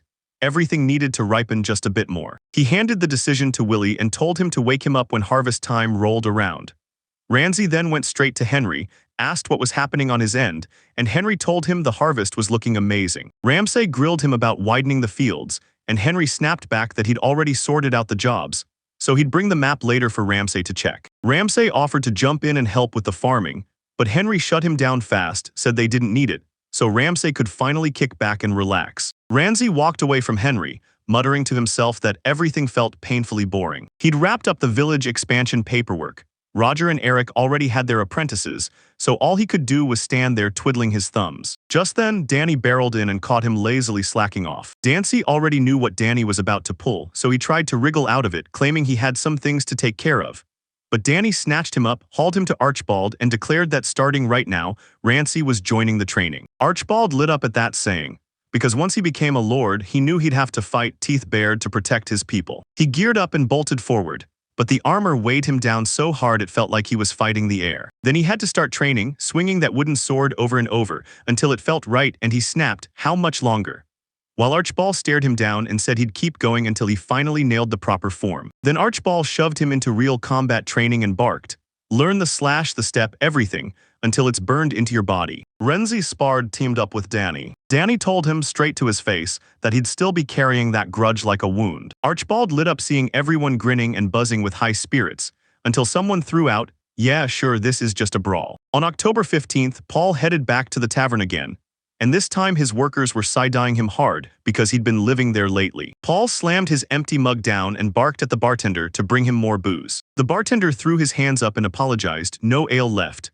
Paul snapped back, then bring me wine, ale's cousin, or anything at all. Ramsay still had him fuming and he couldn't stop thinking, how do I make this guy eat his words? Right then one of his workers, Ivan, strode up to him. Paul fired his empty mug at him, yelling that he was stupid, while warning that his old man would stop him from just offing Ramsay. I heard that they told Paul it could get banned, but they weren't nobles, so nobody could slap bans on them for anything. Paul blinked, then burst into laughter. That's brilliant, he said, shocked he hadn't thought of something so simple sooner. He said it was easy. If it was Paul Rudgell, then they'd dress up as thieves, slip into their base, and hit the raid. He knew they were unarmed at this moment, so he barked for everyone to sprint and gear up. Then his worker demanded when they'd finally carry it out, and he answered once the snow melts. A worker blurted, do it right now, because Paul's muscles were practically buzzing for action, and Paul snapped back that he still had no weapons. He told them it'd take at least 3 months to get ready, and the snow would start piling up any day. Then he warned that once it was buried, lighting it would be a nightmare. In his head, he told Ramsay to hold tight. He was coming to smash his hideout completely. Rans and Danny were laughing and soaked in sweat after burning themselves out in training. It's November 3rd now, and everything's about to explode. And winter was creeping in, inching closer to the territory every day. Ramsay drifted through the chill, feeling that cold breeze sink in, and he knew snow would bury the place by mid-December. So he grabbed Danny and Eric, told them he was heading to Hendo's for supplies, and asked if they could help him out. This time he came loaded with lumber, and Danny nodded, promising to back him up as a guard. Eric lit up, said sounds fun, and immediately tagged along too because all they wanted was to tear through town. But remember, everyone needs a breather sometimes, so he cut them loose and left it to the 2 of them. The 3 of them marched to Hendo's, and they pulled up right on time. The guard spotted Ramsay and marched straight toward the lumber yard. He barged in and told the owner he wanted to unload a load of lumber. The owner clocked the haul, mountains of wood again, and like always it was top-tier quality, straight up. Then he leaned in and told him he'd sell it for 9,000 rubri. Ramsay figured birch was an oversupply, so he braced for a rough negotiation. Then Danny leaned in and told the owner to make it a clean, nice round 10,000 rubar. The owner slammed the door on that idea, saying it couldn't be held or agreed on at that price. Ramsay was totally thrown. He marched up to the owner and demanded answers. He'd promised them he'd had extra birch the other day, so where did it vanish? The owner stammered and Ramsay snapped, talk, spill the beans, then made him promise to keep coming back for more. The owner leaned in and swore that the scoop was Lord Hendrik from the frontier. He'd hoarded every scrap of lumber, leaving everyone starved for wood, so he'd hauled in almost 3 times the usual amount that year. And that's exactly why he was scrambling to stockpile as much lumber as he could grab. Ramsay froze in shock, and Danny shot the owner a quick, heartfelt thank you. Right as they headed out, Danny blurted, does the Lord's household really burn through that much firewood? Renzi just shrugged, saying it was a huge mansion, and Danny shot back, then he should have hiked the prices. Ramsay said that if he hadn't known this in the first place, the truth would have stayed buried. And then he caught Eric staring at something. Eric asked if he needed anything, but he brushed it off like it was no big deal. And Ramsay clocked the way his eyes kept snagging on the charcoal. Danny noticed the charcoal cost a fortune, and Ramsay snapped, Winter's on the way, everyone's scrambling, so demand's skyrocketing. Eric pitched the idea of making charcoal in the Bartlett territory, and Ramsay didn't hesitate, he said yes. He couldn't stop thinking about that old TV show from his past, where an idol group built a charcoal kiln from the ground up. Ramsay told Eric they could do it, and Eric practically lit up on the spot. Let's make charcoal ourselves. But Danny pushed back, asking straight up if there was any real advantage since firewood was already doing the job. Eric said charcoal would fetch a high price, but Danny snapped back. Then buy it cheap, making it yourself is a total waste of effort. They bickered for a moment, and Ramsay stepped in to cut it off, insisting that both sides were right in their own way. When Eric demanded answers, he told him to hold off for now and explained everything. Even if they managed to make charcoal, a half-baked batch could blow up and turn the whole thing into pure danger. And yeah, firewood and charcoal burned just the same. You only had to worry about whether they smoked or not. To dodge poisoning, you wanted that visible smoke. Eric got it, and Danny straight up praised him, calling him surprisingly sharp. Rands. If they had extra, they should try making some too, because it'd be a great way to learn. Eric's face lit up at that, and he told them, let's finish this shopping fast. And just like that, after they grabbed a mountain of supplies, they all nodded in agreement. Danny asked if they really had to stock up that hard, and Ramsay snapped back that they had to, because the food was vanishing in the blink of an eye. Eric snapped in frustration when he saw Ryan there, then demanded wheat. Danny fired back that growing rye in the village was easier and asked, can't we just buy wheat? Ramsay fired back that rye cost less than wheat, and right then they needed pure volume, because rye was more nourishing too. Eric and Danny blinked in disbelief, and Ramsay's mind raced. So in a world with no hospitals, you either heal yourself or you don't make it. He urged them to stay strong, then told them to grab what they needed and sprint back to the village, and the whole crew nodded and agreed. After they finally loaded up, everyone froze. This thing was insanely heavy because they'd stacked way too much. Eric looked around and snapped, so when are we heading back? Ramsay told them to shut it down for a second and keep driving forward. Eric waved Danny off and grabbed the leave for a bit, and Ramsay stared at that insanely heavy cart, weighing its burden in his head. On November 10th, Danny and Ramsay ripped into the earth, digging down with all they had. Danny said he'd just told them they weren't making charcoal. Then he turned and asked why on earth they were trying to build a charcoal kiln that very day. Ramsay admitted he hadn't planned it yet, but his logic was rock solid. And then he dropped the truth he'd just figured out. And that's when it hit him, this firewood was absolutely crushing. He kept pushing the idea, if they carbonized it and stripped out the moisture, it'd come out way lighter, way easier to haul, and easier to use. Danny nodded along, and Ramsay fired back that he'd need Danny's help next. Danny immediately agreed. After dating a big hole, they whipped up a flue and slapped clay onto the walls. Ramsay even leaned in and told Danny, don't forget to line the bottom with straws. Then they shoved every scrap of wood they could find into the fire. Logs, branches, anything that would turn to charcoal. And to starve it of oxygen, they buried it under layers of rye husks and more. They shoved bricks across the entrance, torched the wood inside, sealed every crack tight, and just like that, the charcoal kiln was finally finished. Danny asked if this would really turn into charcoal, and Ramsay admitted he wasn't totally sure. Maybe it would, and that they'd just tweak and refine it as they went. Right then, two kids burst into view, still muddy from the mountain, clutching armfuls of leaves and twigs. They spotted Ramsay and Danny, and Ramsay demanded to know why they were out there in the first place. The girl admitted she'd come to grab leaves and branches for the campfire because the cold was getting nasty, and Ramsay warned her not to stray past the village since the mountains could turn dangerous fast.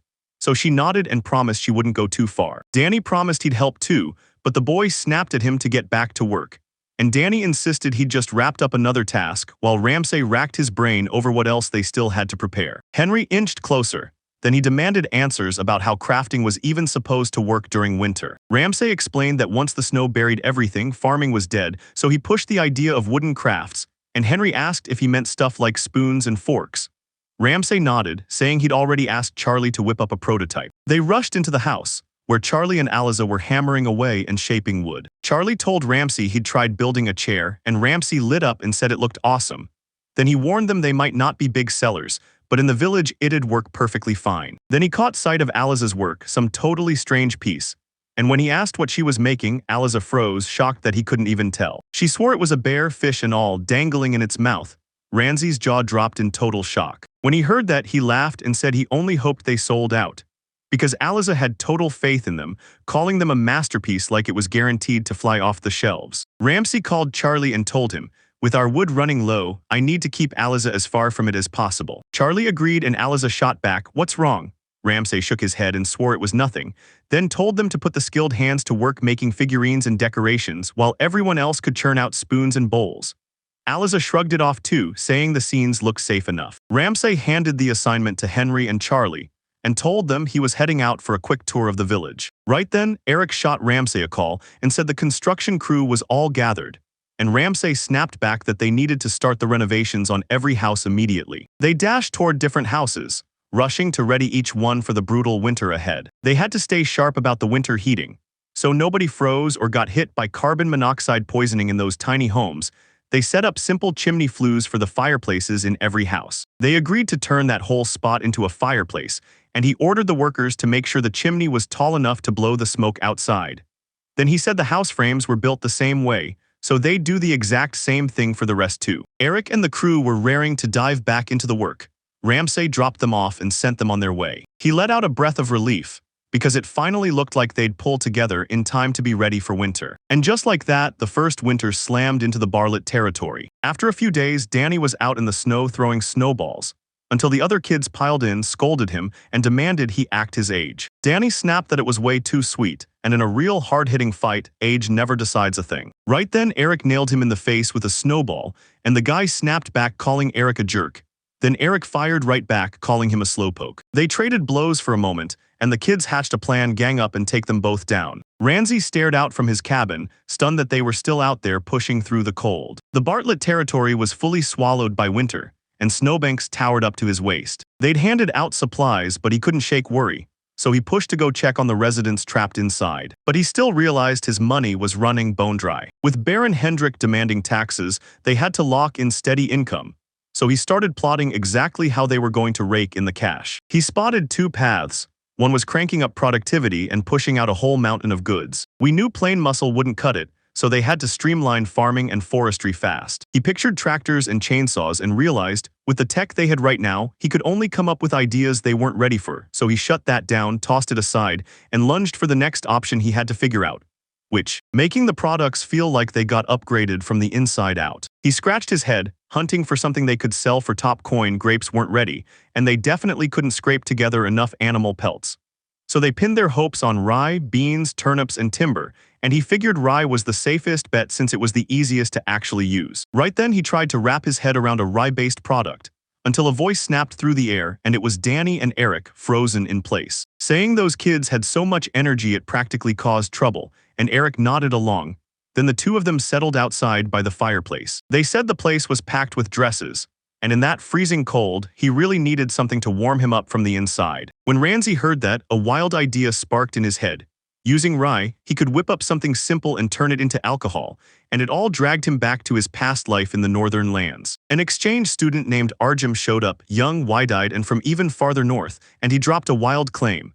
You can make alcohol from bread. The alcohol recipe he taught them was so ridiculously simple that it barely managed to stay in his memory. Ramsay rallied everyone together and demanded they brew up some alcohol. Willie and Gordon rushed in to help, and Gordon grinned that he'd already prepared the rye bread, just like he promised, so Ramsay shot him a huge thank you. They were about to brew kvass, an easy, mildly alcoholic drink people in Russia and beyond sip all the time. The catch, it wouldn't make it past the 3% alcohol mark. They started by baking the rye bread until it turned perfectly golden, then mixed the yeast into warm water and made sure it fermented first. Then they poured warm water into a big jar, tossed in the toasted bread, wild berries, and fermented yeast, and sealed it up tight, because those berries feed on the sugars and turn it into alcohol while supercharging the flavor. Now all they could do was sit tight and let the fermentation finish its magic. Willie asked how long to let it sit, and Ramsay shrugged and said he didn't know either. They had to taste it every half day to be sure.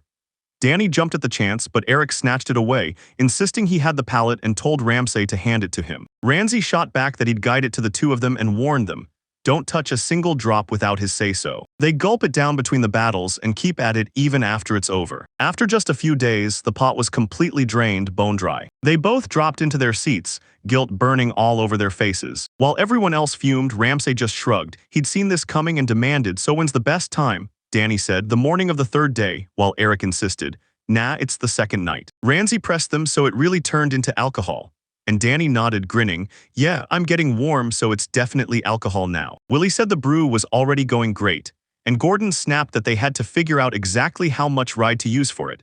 Then Ramsay grinned and promised he'd check the ledger and do the math. He told Eric and Danny that since they finished it all without permission, they were getting punished by picking berries off the mountain right in that freezing cold. Eric asked if they really had to do it, and Ramsay snapped back that it was punishment.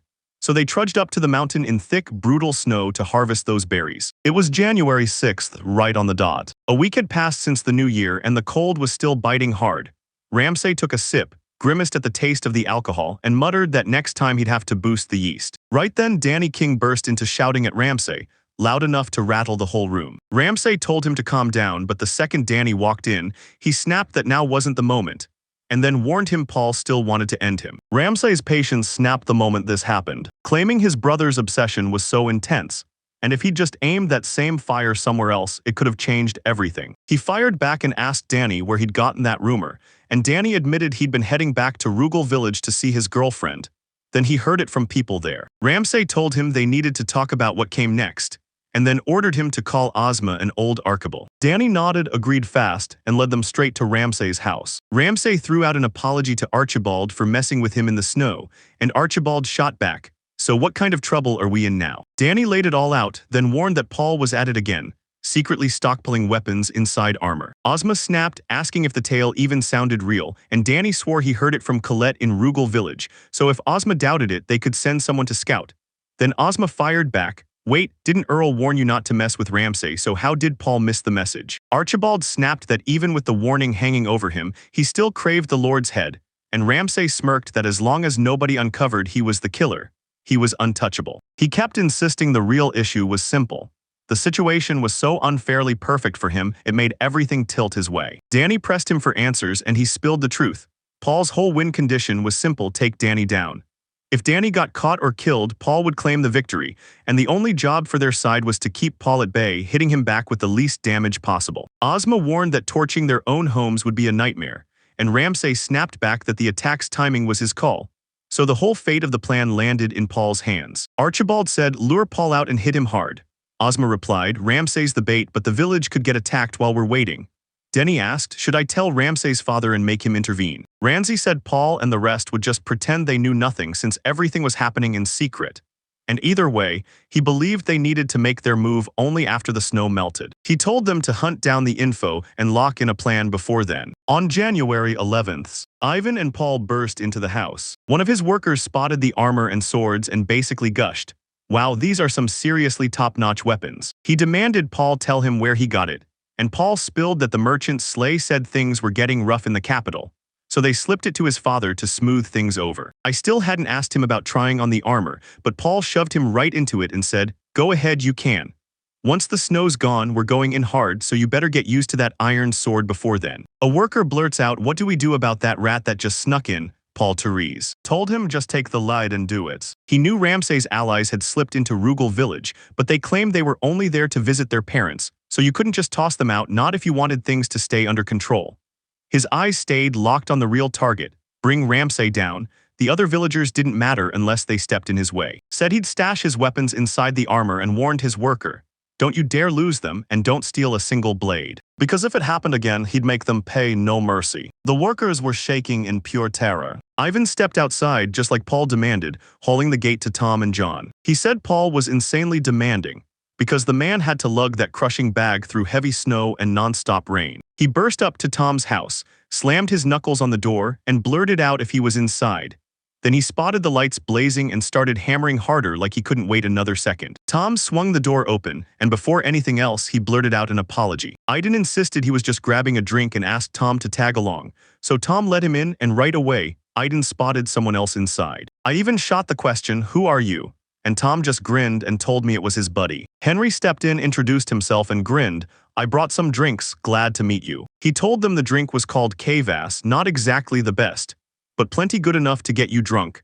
And then he spotted Ivan clutching a bag, so he demanded to know what was inside. Aiden's stomach dropped. He couldn't even say it out loud without outsiders hearing, so he leaned in and told Henry that the capital was getting tense, and conscription might be coming. Tom went pale at once and blurted, "Is that true, Aiden?" Biden admitted he didn't know much either, and Paul filled him in on everything. He shoved the bag into Tom's hands, told him it was for him, and then chugged a glass like it was nothing. I couldn't believe how good it was. Henry nodded along, and Aiden admitted he'd barely had a sip since Paul started tearing everything apart. Henry leaned in and asked what they'd charge for the drink. Ivan tossed back 3 rubera for a mug, because 5 rubera was just too damn steep. Ivan and Tom cracked up and soaked in the fun together, and Henry couldn't help but think, yes, our plan is working. The story cut to Hendrik's palace, where he grilled his butler, demanding to know how the king was really doing. His butler warned him it didn't look good and that it was only a matter of time before he passed. And then he admitted the succession crisis was starting to boil over fast. Hendrik said the battle for the throne between the prince and the king's younger brother was pure heart-tracing drama. King Magic V is fading fast, so old he's barely standing, teetering on death's edge, while Prince Emo and his much younger brother Duke Ignis clash hard over who takes the throne next. Hendrik already knew the rightful heir belonged to Prince Emo, but the butler snapped him down, claiming the prince was a loyal cheerleader for the empire. Then they laid out the map of the Pindura Empire, and the truth hit hard. The prince had already taken a princess from the Western Pindura Empire as his bride, and they'd even had children. Hendrik said, if this keeps going, our kingdom won't just be threatened, it'll get swallowed by imperial ambition. The butler asked if they should keep backing Duke Ignis, and Hendrik snapped back that the empire didn't acknowledge a single faith except the Holy Divine Church, and that was a disaster waiting to happen. He couldn't stop thinking, what move should they make next? The butler leaned in and demanded to know the plan. Because Hendrik had to be hiding something, Hendrik just laughed, because it was clear the butler already knew. He said he'd use the chaos as his opening, rushing to seize new ground and expand his territory. He slammed his fist down and swore he was going to storm Baron Borden. The butler nodded and told him Baron Borden was pro-empire too. He'd married an imperial noble and somehow built a fortune through trade. Then he leaned in and asked, so tell me, what reason did he have to invade? And Hendrik swore he'd build it all from the ground up. The clock just flipped to February 18th. Ramsay wandered around, and when he finally saw the snow start to melt, he felt hope, until the ground stayed slick and treacherous. Still, he had to make his way to Hendo to shop because the cast research had chewed through way more rye than he'd planned. Danny bursts in with a loaded cart, yelling that every sellable wooden piece is packed up, and Ramsay immediately asks if they're ready to hit the road.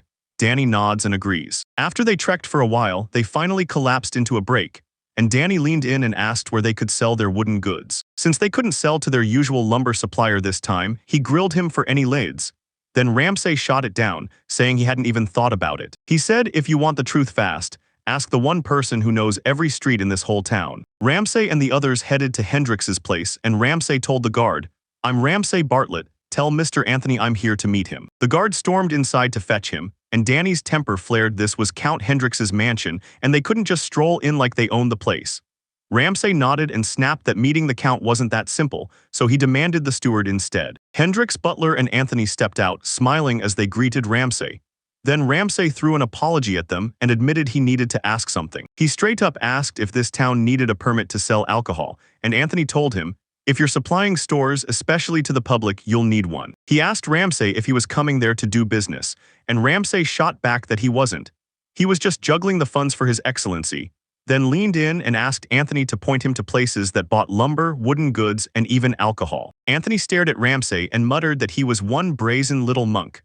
Because Ramsay, even while reading his mind, knew the court wouldn't let Anthony brush him aside, or rumors would spread that the Count didn't care about his own vassals. Anthony let out a deep, breathy sigh and told him straight. Collins was trading wooden goods for alcohol at the Soaps Tavern, and timber was handled through the doggy's shop for the best. Danny was getting bored out of his mind, and Renzi turned to Anthony, asking if he'd heard any rumors coming out of the capital. Anthony snapped, asking what he meant, while Ramsay could already feel the impatience. He just wanted Ramsay gone from there. Then Ramsay cut in, asking if he really hadn't heard, and promised he'd explain. He leaned in and told him the capital was throwing up unsettling signs about the succession, then pressed him for his thoughts. He said surely Stuart Anthony had already figured it out, and Anthony went completely speechless. So he told himself, once he'd played dumb, he couldn't blurt anything reckless again. If he stayed silent when Lord Darrell Hendrick called him out, he'd snap back, you promised there'd be no action. But he still couldn't just toss out the Count's intentions on his own. He finally realized he'd totally underestimated Ramsay as some backwoods bumpkin. And now he couldn't stop wondering just how many moves ahead he really was. He barked at Ramsay to hurry and get those goods sold fast. Lord Darrell told him to come back fast and talk to him directly. Then Ramsay waited like a trap, claiming, I'll be right back, right to his face. Once they tore out of the mansion, Danny snapped, that was nerve-wracking, then asked for. Ramsay asked if he was really confident about meeting the Baron, then told him to track his guardian's every move.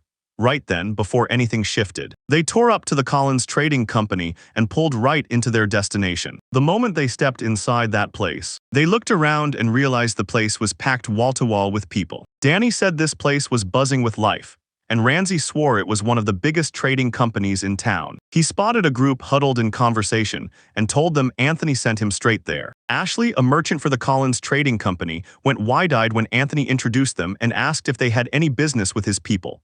Ramsey wasted no time, saying he was ready to sell their wooden goods. Ashley scanned the goods, judging the quality at a glance, and he shot back that it was definitely not bad at all, then said the total came to 1,200 rubla.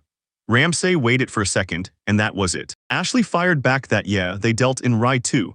After all, this was the legendary Collins Trading Company. Ramsey lit up and said it was perfect, then asked if they'd swap for 3 barrels of rye.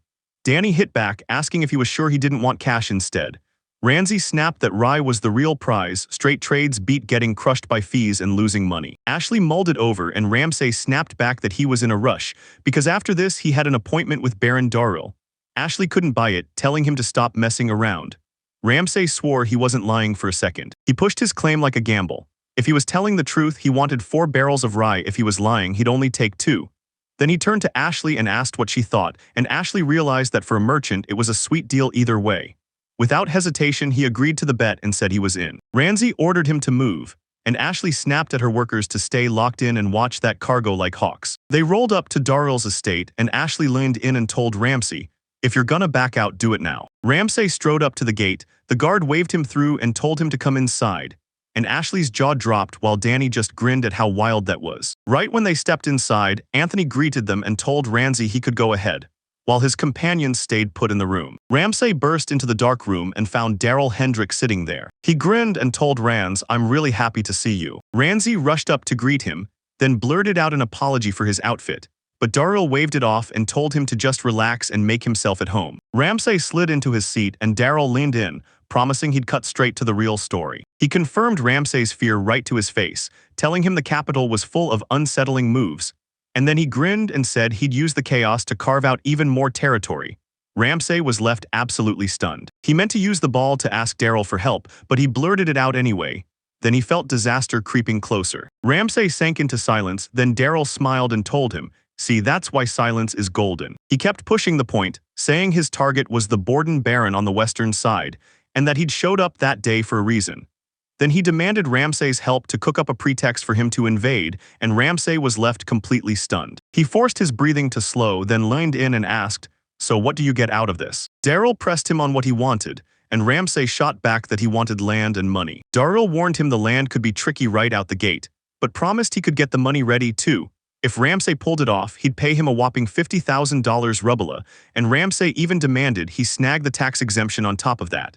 Darrell nodded and agreed to lock it in for 3 years. Ramsey told himself that if he could snag a bit of financial freedom, it wouldn't be such a huge deal. It was a bad deal, and at this point saying no felt nearly impossible. If he's really going to poison the well, then he better go all the way in. Ramsey pressed, "So you're doing this just to cook up an excuse?" And Darrell didn't hesitate, he confirmed it. Ramsey took that in and immediately told him, "I've got a proposal for you, let's add it." Then the scene jumped to Danny, a little too drunk, leaning in as he told Ramsey that he and Ashley had been talking for ages. Ramsey caught on that Danny was genuinely having a great time. Danny swore they kept wine and dried meat coming nonstop. Ashley rushed up, apologized to Ramsey for doubting him and promised that, just like he said, he'd line up 4 barrels of rye in a place for the night. Then Ramsey thanked him right back. And then he gripped Ashley Aston's hand, telling him he couldn't wait to work together, because that was exactly who Ashley was. On March 2nd, Paul looked you dead in the eye and said, "It's all about. All right, now it's time to strike." Right when he and his friends were geared up for their plan, he fired up the whole crew and declared it was time to move. One of his friends was hyped about them finally leaving, and Paul grinned, saying, "The early bird gets the worm," before they slipped out and headed for the base under the cover of night. Ivan shot Paul a worried look and begged him to slow down, reminding him how Ramsey and the others had stolen their crops last time. Paul said Ramsey's whole mindset flipped the second he heard they had a stash of liquor, and that right there was a huge score. Ivan wrestled with himself, stunned that Paul had suddenly turned eager, like someone had put ideas in his head. A hooded man lurked behind them in the dark, grinning like he knew a secret, and Paul snapped at everyone to hurry up and get ready. Every single one of them listened. Night fell and they slipped through the bushes, he ordered them to talk as they moved. He told them Ramsay was hiding in the biggest house, and they'd hit that place. Only they had to stay silent until the moment came, and then one of them finally blurted, "Okay, so what's the plan?" And Paul said they'd light it from every side, and since it was the dead of night they wouldn't put it out in time, and that smoke could choke him before he even knew what hit him. One of them asked Paul, "If I can't be the one to kill you, is it cool if I let someone else do it?" And Paul snapped back, "As long as Ramsay is finished, then that's all that matters." He claimed that once you push yourself too far, your body pays the price, and you end up dying young. The hooded man chuckled at that, calling Paul brilliant, and then flat out said he had a real gift for leading. One of Paul's workers pointed at the hooded guy and asked, "Who is he?" And Paul realized his crew was seeing the man for the first time. He introduced himself as Keith, warned that he couldn't spill too much, and made it clear he was taking orders from a noble. Paul broke into a grin and swore his luck had finally flipped. His worker nodded and said, "If you say it's true, we'll back you." Just then one of them spotted the village and shouted to Paul that it was finally coming into view, so Paul snapped, "Kill the lights and move in," and he ordered, "First, cover your faces, keep them covered," over and over again. To make sure they don't forget, act like full-blown bandits. As the night silence dragged on, they closed in on the village, and right away they spotted Ramsay's house. One of them pressed Paul, "Is that really it?" And Paul snapped back, "No doubt about it." He barked, "Light the torches, go all out."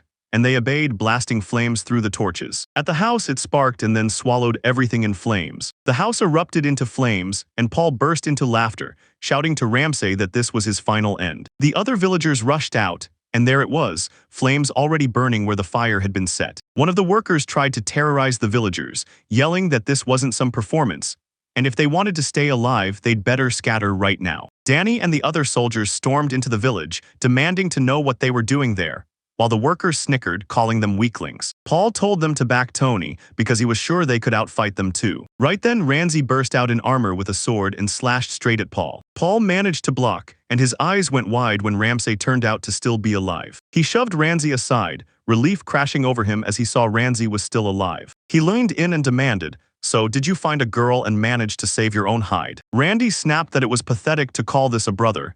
Then the tears still hit him anyway. Paul shot back with trash talk, laughing it off and telling him, "Don't sweat it." Right when he was about to make him cry blood. Grinning wide, he lifted his sword and charged straight at Ramsay. Ramsay snapped his guard up, deflecting and parrying every hit, and they traded punches back and forth like lightning. Thanks to Archibald's brutal training, he could finally stand his ground. But that power jet between them was just way too overwhelming. Renzi was fighting for his life while Paul lounged and coasted. Renzi could feel the end coming if this kept up, and he refused to back down even for a second. Alright then, Keith shot Paul a call, telling him this was where it all ended. When Paul demanded answers, Keith just told him to look around, where he watched most of his workers get taken captive. Two of his friends, Tony and Paul's younger brother, Kuhn, were gone dead. Danny and the others were still fresh and ready to back up Ramsay, yet he stared in shock, stunned they were still here. Keith warned Paul they were getting outplayed, begged him to trust his lead, and pushed for a regroup so they could reset and reassess. Paul had no choice but to nod and bolt with Keith. Danny lunged to chase him, but Ramsay stepped in and shut that down, saying they didn't have time because fire control had to come first. Charlie and the other villagers hauled in fresh water and slammed down buckets everywhere. And Ramsay told them, "Act now, or the damage will spread past the base." Then he shouted for everyone to sprint to Forge and stamp out that fire. Keith and Paul bolted for their lives, and Paul kept hurling curses at Ramsay the whole way, swearing he'd never ever forgive him. At the Hendricks mansion, Ramsay showed up with Danny and Ozma, and the three of them were dressed to impress. Darryl showed up, breathless with apologies, and begged Ramsay to forgive him for making him wait. Anthony also welcomed Lord Hans Rugel, who showed up looking wrecked, sad, and completely distraught. Darryl dropped into a seat like he'd finally earned the right to breathe. He waved everyone over, then demanded, "So do we talk details right now?" Trancy broke down the recent assault on Bartlett Village, laying it out like a blow-by-blow nightmare, and fired the question at his father, Lord Rughull, asking if he had any objections or any counterarguments. Hans' face fell into pure disappointment, and a heavy sadness settled in his chest. Was it really Paul, asking Ramsay if he had any evidence? Ramsay told him yeah, he did, explaining that every single attack came from the residents of Rugel Village, 6 names in all. Paul, Kuhn, Tony, Ivan, John, and Tom. He told him, "We've already caught 3 of them, so if you're doubting us, we'll bring those captured ones right here."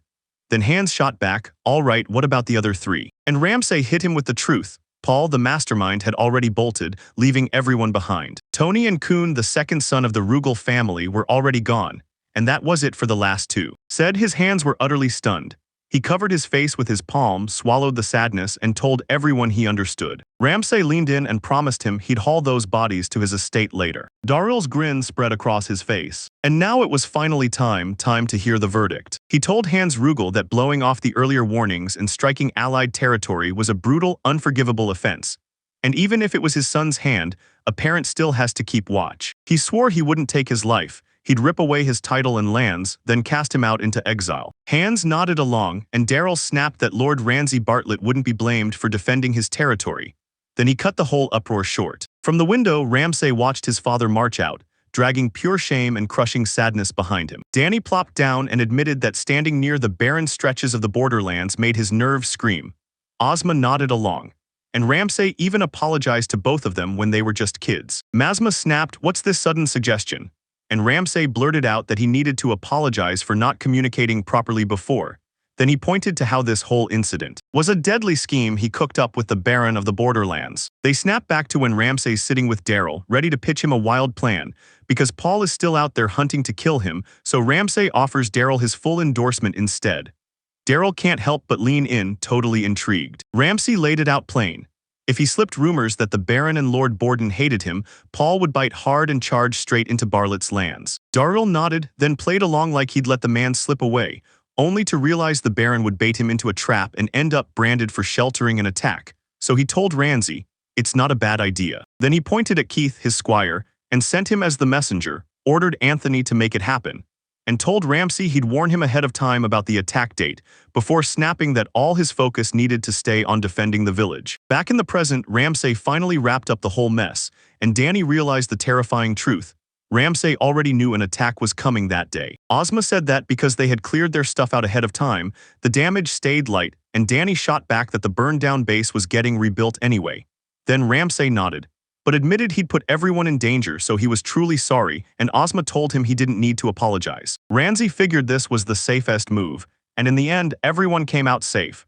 So seeing his people trust him like that filled him with pure relief. Right then, Daryl burst out, told Ramsay he nailed it, and thanked him for all his hard work. He kept the grind going, then marched him straight into George's orbit. George, the commander of his Borderlands army. Then he leaned in and told them the real invasion was about to start.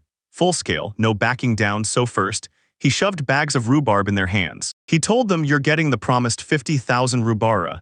Now use it wisely." Danny and Ozma nearly jumped out of their skin at the mountain of money, and Daryl blurted, "I just got a message from Keith." It looked like Paul finally reached Lord Borden safe and sound. Now they had to lock in their next move. Ramsay kicked things off like they'd agreed. He'd plug the formal Rugel territory into Bartlett lands first, then turn to him and demand, "You sure this is okay?" Daryl demanded they give him a reason to strike from that direction, claiming they'd stolen land that was rightfully his. And he warned that once Paul knew it was Ramsay on the other side, there was no way he'd stay silent. "You demand Lord Borden hand over Paul, and if he refused, you'd push it so far it would trigger the use of force." Ramsay leaned in and asked what would happen if the Baron just agreed to hand him over, and Daryl flashed a wink, promising he'd corner things so hard that the Baron would have no choice but to refuse. Ramsay heard this and realized Daryl was no fool, because he'd demand a hefty payout just for sheltering Paul. March 8th had finally arrived. Paul sat at Baron Borden's mansion, stuck in the suspense as he waited. Right then, a maid rushed in and snagged Paul's attention. Lord Costello had called for him. Casella de Borden, the terrifying head of the Borden family. Casella stepped in and cut him off before Paul, and the others could even kneel to pay their respects. He told everyone there was no reason to use the little church greeting he'd picked up for business. He leaned in and asked Paul if he still remembered that story he'd told him the other day. Paul nodded, saying the Baron had been pushing for his safety. He couldn't shake the weird feeling, so even Hendrik, the Baron himself, had to despise Ramsay. Keith still hadn't come back, so no one could confirm a thing. Casello said it plain and promised 200,000 rubara in compensation. He tore up the paper and snapped that Hendrik swore it was Lord Paul who started the attack, then demanded Paul's father pay the price, stripped of his title and thrown into exile. They said Ruvel territory was about to get swallowed by the Bartlett domain. Paul nearly choked on the news, then exploded with rage. Stella went on to say Keith had told him the truth, that he'd been kicked out unfairly because his brother rebelled, so he'd stepped in and sheltered him inside his territory. Cassel snapped at Paul, asking if he was lying, and Paul swore he wasn't. while the Baron was clearly hunting for any excuse to invade. Yeah, that's what it felt like in his head. He told himself he'd obey no matter what. By dodging the compensation, Hendrik basically handed himself a loaded excuse to strike, and it paid off either way. He then declared he needed to talk it over with Lord Gardel too. March 12th had arrived, and Ramsay huddled with Eric, saying he'd build a brand new stronghold to brace for the next attacks. He trembled over the blueprint he'd drawn, promising that the flatlands would get dug up for moats and mounds, a watchtower rising at the top, and storage and homes packed inside stone walls.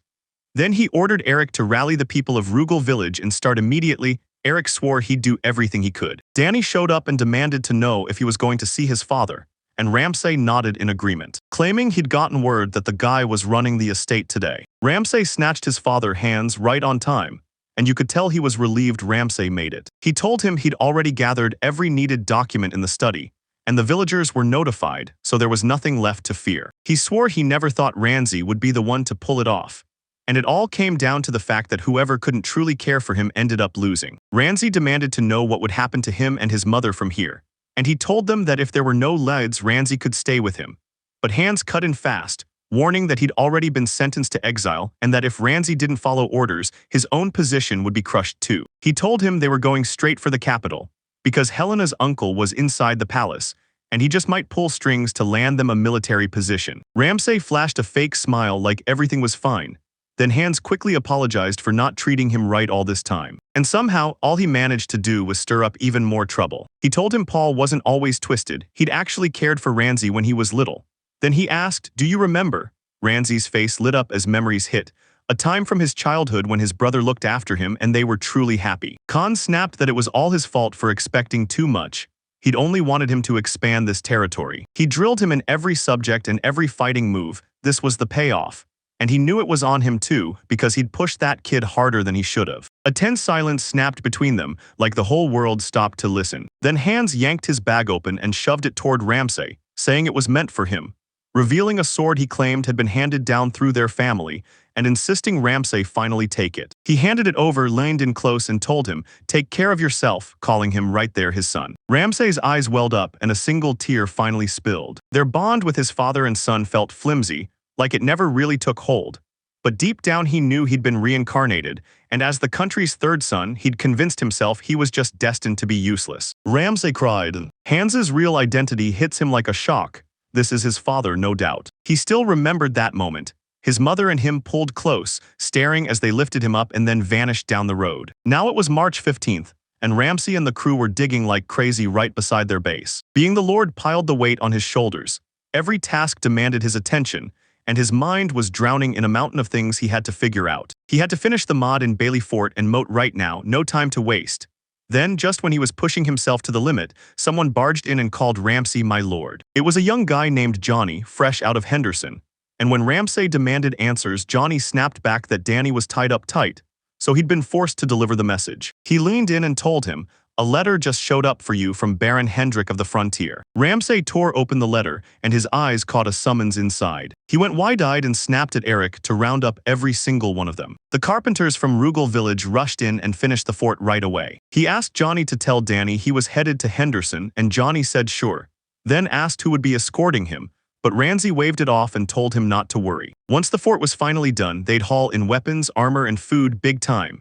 He pointed at Johnny and told him to run the arrangements, and Johnny snapped right back, "You got it." Night had fallen, and out of breath, Ramsay finally stumbled up to the Hendrik residence. Ramsay told the guard he'd sprinted over there, but it was already late.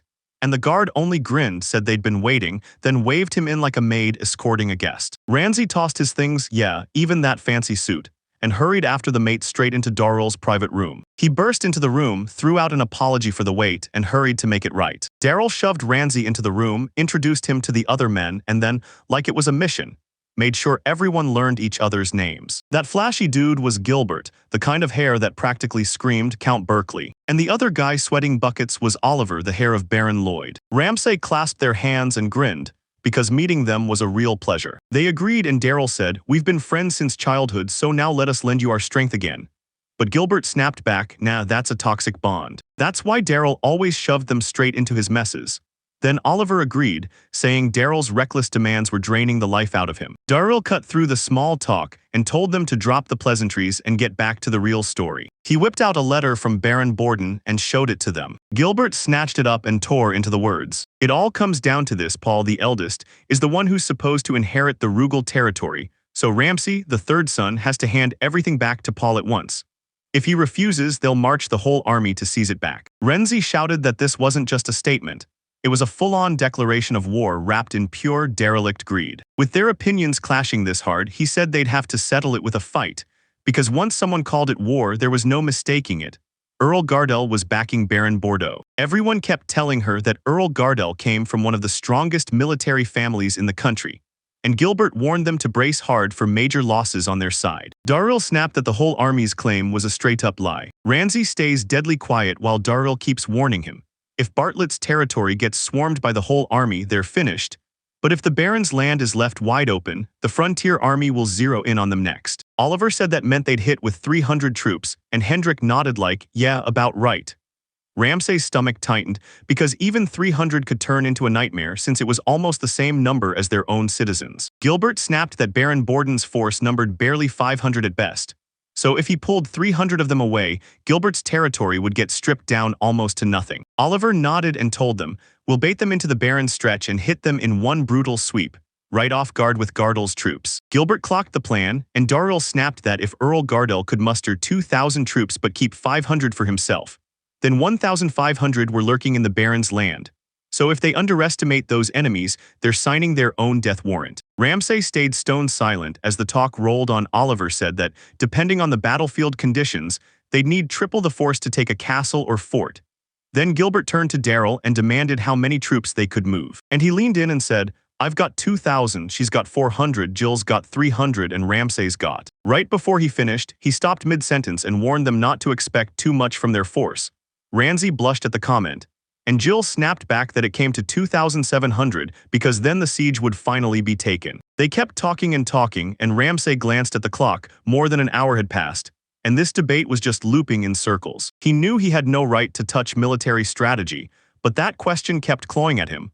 Was he really just meant to sit there and get caught in the middle of this disaster? He finally found his voice. Then every single person's eyes snapped his way. Darrell leaned in and asked, what's wrong with you? He told them if they got stuck, to rewind to the real point of their talk, because Daryl and Baron Borden had already crashed the succession war between him and Paul, and now both sides were quietly praying for a chance to steal each other's territory. Confirming it, Ramsay turned to the crowd and demanded a guess. Who did they think would strike first in this battle? He tried to answer, but the words got stuck and he couldn't do it. Ramsay snapped that the one who made the first move this time would get thrown straight into a brutal bind. He kept insisting that since the whole fight was about the throne, the very first hit would land in Bartlett's territory. If Paul makes the move and storms in first, they can crush him with the Borderlord's brutal numbers. But if they strike the Baron's territory instead, Bartlett's lands and the Borderlords will be wide open to raids. Gil and Oliver both nod along, agreeing without hesitation. And Ramsay said, so now's the moment, make your move. Everyone was totally thrown off by what just happened. Gil leaned in and grilled him, asking if he just admitted they were handing themselves a disadvantage. Ramsay only smirked and said he wasn't without a plan. Daryl had to rally every soldier he could get. If he pulled that off, his lands would lay wide open, so he asked for just 50 troops, knowing he'd turn the tide inside Bartlett's territory. He'll press Daryl for what he'd do, and after a long pause, Daryl grinned and told Ramsay he was on board. He promised to bankroll mercenaries and throw them under Ramsay's command. Whatever blew up would land squarely on Ramsay. Ramsay nodded and agreed. Oliver snapped that this would be their base plan, and from there they dove straight into strategy. No stopping, just non-stop discussion. On March 30th, at Baron Borden's mansion, a guard named Paul was called into the door, because Lord Costello had demanded his presence. Paul's eyes lit up the second he heard it. Yank the door open and boom, there it is, the code. Stella leaned in and started talking directly to House Gardell's head, Ludwig von Gardell. Costello said the young border lord was driving the troops straight toward them, and with around 3,000 men, he'd pulled out nearly his whole army. Costello leaned in and told Paul, I'm handing you 200 of my soldiers. Go lock down your territory and bring it back to stability. Paul nodded along, and Costello leaned in to tell him he'd get an aide assigned, so don't waste her, use her well. Paul thanked him on the spot, promising she'd be more than helpful. He waved everyone off and Paul bolted out right away. After he strapped on the gear, Paul grinned and said it was his turn. Now it was time to bring the hammer down on Ramsay. Right then, he stormed out of the mansion. Baron Borden's captain, Veronica, stepped up and told him she'd been waiting for him, and she'd been handpicked to join this unit and help drive it forward. Paul threw his name out there and told them to brace for the fight. Veronica nodded right away, and she ordered every troop to stand ready for whatever came next. She told Paul they'd be out in about 30 minutes, asked which road to take, suggested a detour, and Paul shut it down. He warned that the northern road might slam him into Hendrick's border force, while the southern route would cut right through Lord Dominic's territory, messing up everything he's trying to understand. So he pushed for the mountains instead, even if it took longer, because it was the safer bet. Veronica nodded to herself. It made sense. But with so many elderly soldiers on this unit, she still wanted a smooth, flat route instead of a brutal mountain climb. She told Paul she got it, and they'd blast off toward the mountain route. Then stick to the smooth, easy path to keep things under control. Paul nodded fast, practically vibrating with excitement to show Ramsay what he had. Back in Bartlett's territory, Ramsay tore through the last bits of his makeshift setup. And once it was done, he cranked it up and got everything running. He hauled water from the nearby stream, kept the food locked away behind thick earthen walls to fend off fire, and had the place stocked to the brim. Then just like that, a man showed up, hailed Ramsay as chief, and told him they were ready and waiting over there. Hawk was the ruthless leader of the mercenary crew, the Black Eagles. Ramsay thanked him, asked how things were running with Danny, and Hawk told him there were no problems, for now. Then promised he'd pull Danny and the others in under their Black Eagle banner. He said that, in normal times, folding the mercenaries into the regular army would have been the smart move. Yet the regulars were nothing more than a scramble of hastily thrown together troops, so he couldn't risk his men's lives that easily. Ramsay nodded and said the smartest move was putting those perfectly seasoned mercenaries in charge. Hawk let out a laugh, brushed it off, and told Ramsay, "Go on, tell the enemy force to ignore your warning about not wasting the regular troops." Just then, Johnny burst in and told Ramsay the weapons were ready to roll. Ramsay grabbed Johnny and demanded how many arrows they had, and Johnny shot back that they had around 200. Ramsay news. It still wasn't enough, and they snapped at Johnny. "Hold up, give me a second." He leaned in and told Hawk he needed to stock up on arrows, ordered the soldiers to scavenge branches for recon, and demanded to know if he had his permission. Hawk told him it's totally okay with me. Ramsay broke into thanks, then promised he'd dash off and deliver the orders. He stared at Ramsay, intrigued. Sure, he was young, but he was still a lord, and yet he actually sought Ramsay's word before touching a single troop, even if knowing that was one thing and actually doing it was a whole different battle. He grinned and said, "Man, I can finally crank out some real work in here." On March 31st, America, a messenger burst into the village, screaming at the top of his lungs and snapping everyone awake. Hawk demanded what the trouble was, and the messenger snapped that he'd spotted around 200 enemy troops halfway up the Beverly Mountains. Hawk's stomach dropped when he heard the news. 300 were waiting for them. Danny said it'd be a breeze, but Ramsay snapped that losing through carelessness wasn't a joke. Then Danny shot the messenger, demanding how much longer until they finally clashed. The messenger said the enemy troops were taking a breather too, so we'll catch sight of them in as little as an hour, or at the latest in 3. Danny snapped at the messenger to fall back and get some rest, but the worry never left him. Right then, Hawk slammed a kick into his side, who told him that if he's this wound up right now, he won't even make it to the real showdown. He ordered him to ready the soldiers since he needed him, then called for his surgeon. Danny heard every word, nodded, and slipped out. Ramsay fired the question at Hawk. What did he think, and did they even have a shot? Hawk nodded and said they'd be fine once the numbers stacked up, but they wouldn't know the truth until they finally tried. And when Ramsay admitted his uncertainty, it oddly felt comforting. Danny came back and told Hawk he'd ordered the troops to gear up for deployment, and Hawk snapped back that it was time for a final check. He went around bragging that he'd take overall command. Danny had 20 regular soldiers, while Ramsay led the other 10. He said he'd take charge of the remaining 50 mercenaries they'd brought, ordering them to stick to the main plan, then told them everything else was up to their judgment. Ramsay snapped that even after hearing it a dozen times, the plan still felt way too vague, and Hawk told them to chill, because that fork could stall the enemy with just the mercenaries, and he was sure they wouldn't pull any reckless moves. He told them, "All right, let's kick this off." Paul and his troop burst into the scene. He couldn't believe it. Somehow, a whole fortress had been raised in next to no time. Veronica burst in and told him the fortress bridge was already lifted, so if they wanted in, they'd either have to build a brand new bridge or risk crossing the moat. Then Paul snapped, "So what do we do?" Veronica said she'd heard there weren't any seasoned soldiers over there, so maybe they could take a shot, and it looked like their reinforcements still hadn't shown up. Paul nodded and told them to push forward exactly as planned. As they charged forward, Paul slammed the brakes on them and ordered, "Lock in your formation right here." Just then an arrow screamed past Paul's face, close enough to steal the breath from his lungs. Barely missed him, then it hit. He was stunned. He barked at his troop to fall back and move farther from the fortress because he couldn't wrap his head around it. Why were arrows still finding them from that far away? He stared up at that massive tower and couldn't help wondering if it was the whole reason behind everything. Up on the tower's peak, Ramsay stood there beside an archer, smiling like he already had the win, and he told them the range was more than enough. Arrows ripped through the air even farther when they launched from high ground, but only 3 archers could be packed into a volley before their aim started to slip.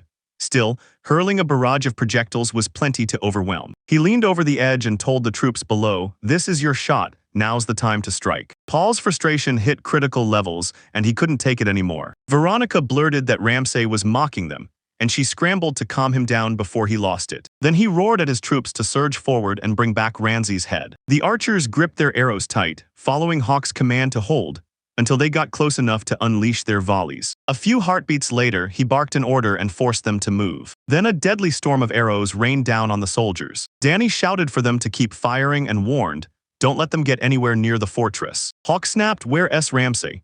And Danny shot back that they were posted, guarding the rear for an ambush. Then Hawk grinned and praised him as downright crafty. Soldiers were dropping like flies, one after another. Veronica told Paul, "We're getting wiped out just like this, so retreat now." Paul had to obey her, then slammed his orders down. His soldiers retreated at once. They slipped into the forest, and Veronica snapped that in their first fight they'd lost 50 men total, so they couldn't possibly ring the fortress with their numbers. Paul leaned in and demanded, "So what's the best plan we've got?" She told him a classic night raid could do the trick, and Paul pushed back like, "Are you sure that'll actually work?" After a long stretch of thinking, she finally snapped out that it would. She urged them to fall back for now, saying their intel on Bartlett's territory was busted, and that cracking his fortress with their current numbers was almost impossible. Paul nodded, then thought, what if we skip the fortress and hit the village instead? Before snapping out of it, realizing the village was in Rugel's territory, so plundering it would get him nowhere. Paul told me he had to think it through, at least for the whole night. In the dead of night, Veronica snapped awake to a sudden commotion. Hawk and his mercenaries barged in, sneering that the soldiers' judgment was way too soft, then challenging them with one terrifying question.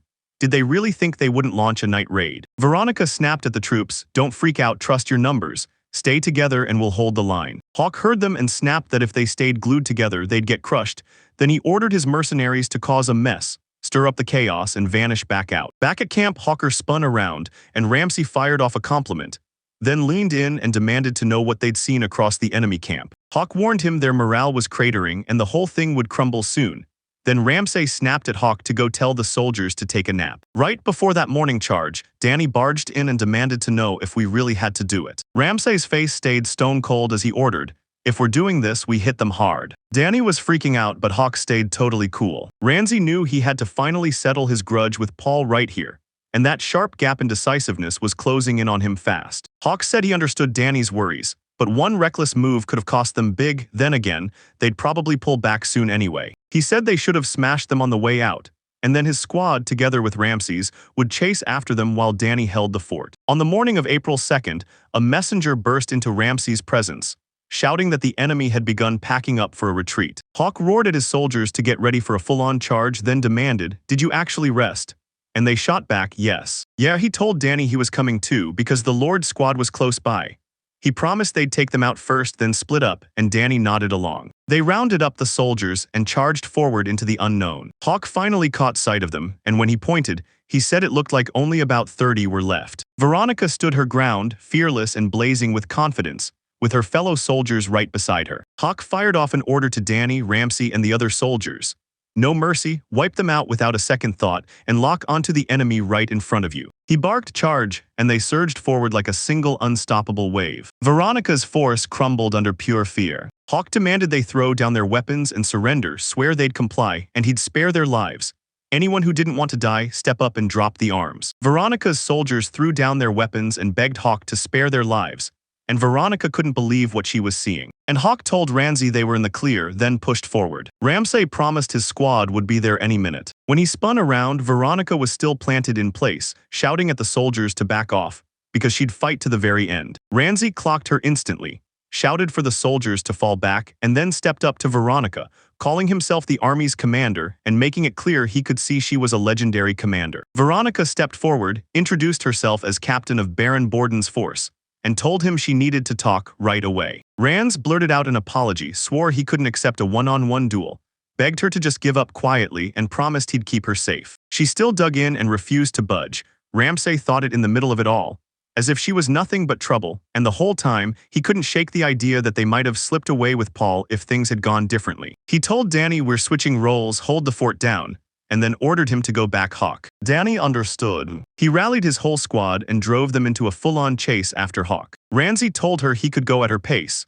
then leaned in and demanded she pause just long enough to look around her. She stared at the wreckage, defeated soldiers, and cold corpses, while he leaned in and told her, clear as day, she didn't stand a chance against him. Veronica shot a glare, bit her pride, and reluctantly handed herself over. When Danny Squire finally caught up to Hawk, he saw Hawk's fists drop, like the whole fight had already ended. Hawk told him the enemy commander slipped out, and now there was nothing they could do. In that fight, Baron Borden's army crushed right there. Paul's forces got routed, and every last one of them including. When the dead kept piling up in that brief slaughter, they were left with just 20 soldiers, and Paul barely clawed his way out, reaching the Baron's capital just in time. Boston's brawl ends it all. Bartlett's army wins the very first battle in a crushing, decisive victory. Right at the border where Baron Borden's territory clashes with Count Hendrick's land, Gilbert sat tall on his horse with soldiers flanking him, then snapped at his men to protect their lives. Because if they wanted a win, they should have kept that deadlock going. He replayed Darrell's words in his head, but after 3 straight days of that brutal indecision, he couldn't stop wondering, was everything really okay? Right then, a soldier burst in and told Gilbert that a messenger from the Bartlett territory had just arrived. So Gilbert immediately said he'd stop by to check on Darrell. As soon as he ducked into the tent, he spotted Darrell and Oliver inside and demanded what the heck was happening in Bartlett. Then Oliver grinned and said it was great to see him. Darrell told them the messenger swore Ramsay and his crew had wiped the floor with everyone, and Gilbert's face lit up right then. Now that's guts, Ramsay. He demanded the next move, and Oliver snapped back that he'd been laying in wait on the Baron's troops, holding them there so no reinforcements could slip through. Suddenly, Darrell burst into loud, unstoppable laughter, leaving Oliver and Gilbert totally baffled. He said the status quo would shock Gilbert. He told them they'd keep slamming the enemy just enough to pin them in place, so they wouldn't even have to storm the fort. Ramsay and the crew clinked cups as he lifted his drink, and declared they had to toast to that hard-earned victory. They all lifted their cups high and roared in triumph, celebrating their victory like it was theirs to own. Danny stormed up to Ramsay and demanded to know what they were doing next. Ramsay told him it all came down to Hawk, because Hawk was already drunk, laughing it off like he was the chosen one. Ramsay grilled him about the future, how that Black Eagle Corvette was looking and if they were still good to roll, and Hawk snapped back that they were set, then promised he'd keep raking in the results. Ramsay grinned and demanded the next job immediately, leaving Hawk completely stunned. After a moment, he stormed up to Veronica, tied up, held down, and demanded, "Are you okay?" She screamed at him to stop dragging it out. If he was going to kill her, then do it already. Ramsay told her to breathe easy, saying he wasn't ready to kill her. Not yet. And then he grilled her about whether she'd claimed she was a captain, asking if that meant she was an ability or something that had emerged. Veronica shot him a cold look and told him, "If you're not going to kill me, then at least take me captive and do whatever you want."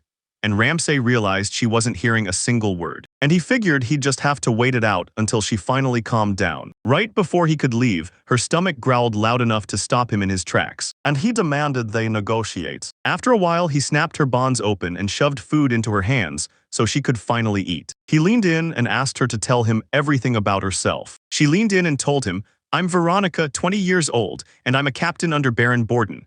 Then dropped the bombshell that she was born to the head of the Mossman Trading Company and his concubine in Warden territory. Ramsay heard she came from a good family, then snapped that he'd squeeze Baron Borden for ransom. And after that, she'd be out and free as a bird. Veronica forced a sad smile and told him the Baron wouldn't pay a ransom, and neither would her father, Mossman. Most of them would have slammed their money into goods instead of forking it over for her. Ramsay suddenly realized keeping her captive would burn a fortune. Then Veronica shrugged and said she could handle anything as a soldier, pushing him to sell her to a slave trader. She asked her if she wanted to be a slave.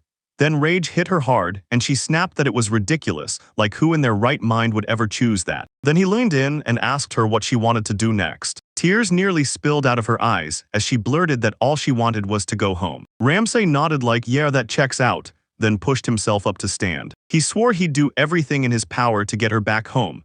And when Veronica heard that, she was totally stunned by his kindness. The scene snaps into a tense meeting between Mosman, the head of the Mosman Trading Company, and Costello. Mosman leans in, calling it a total mess, and asks if this is Lord Paul from that Marcus family, the one who just got wrecked and ran off in disgrace.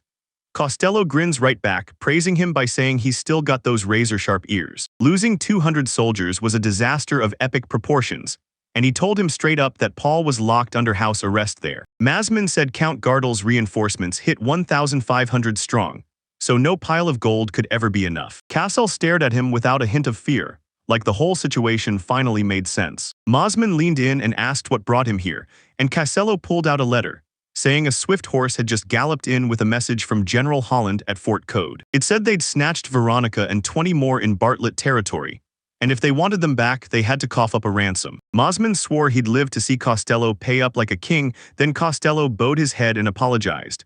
"I can't squeeze coins from empty pockets."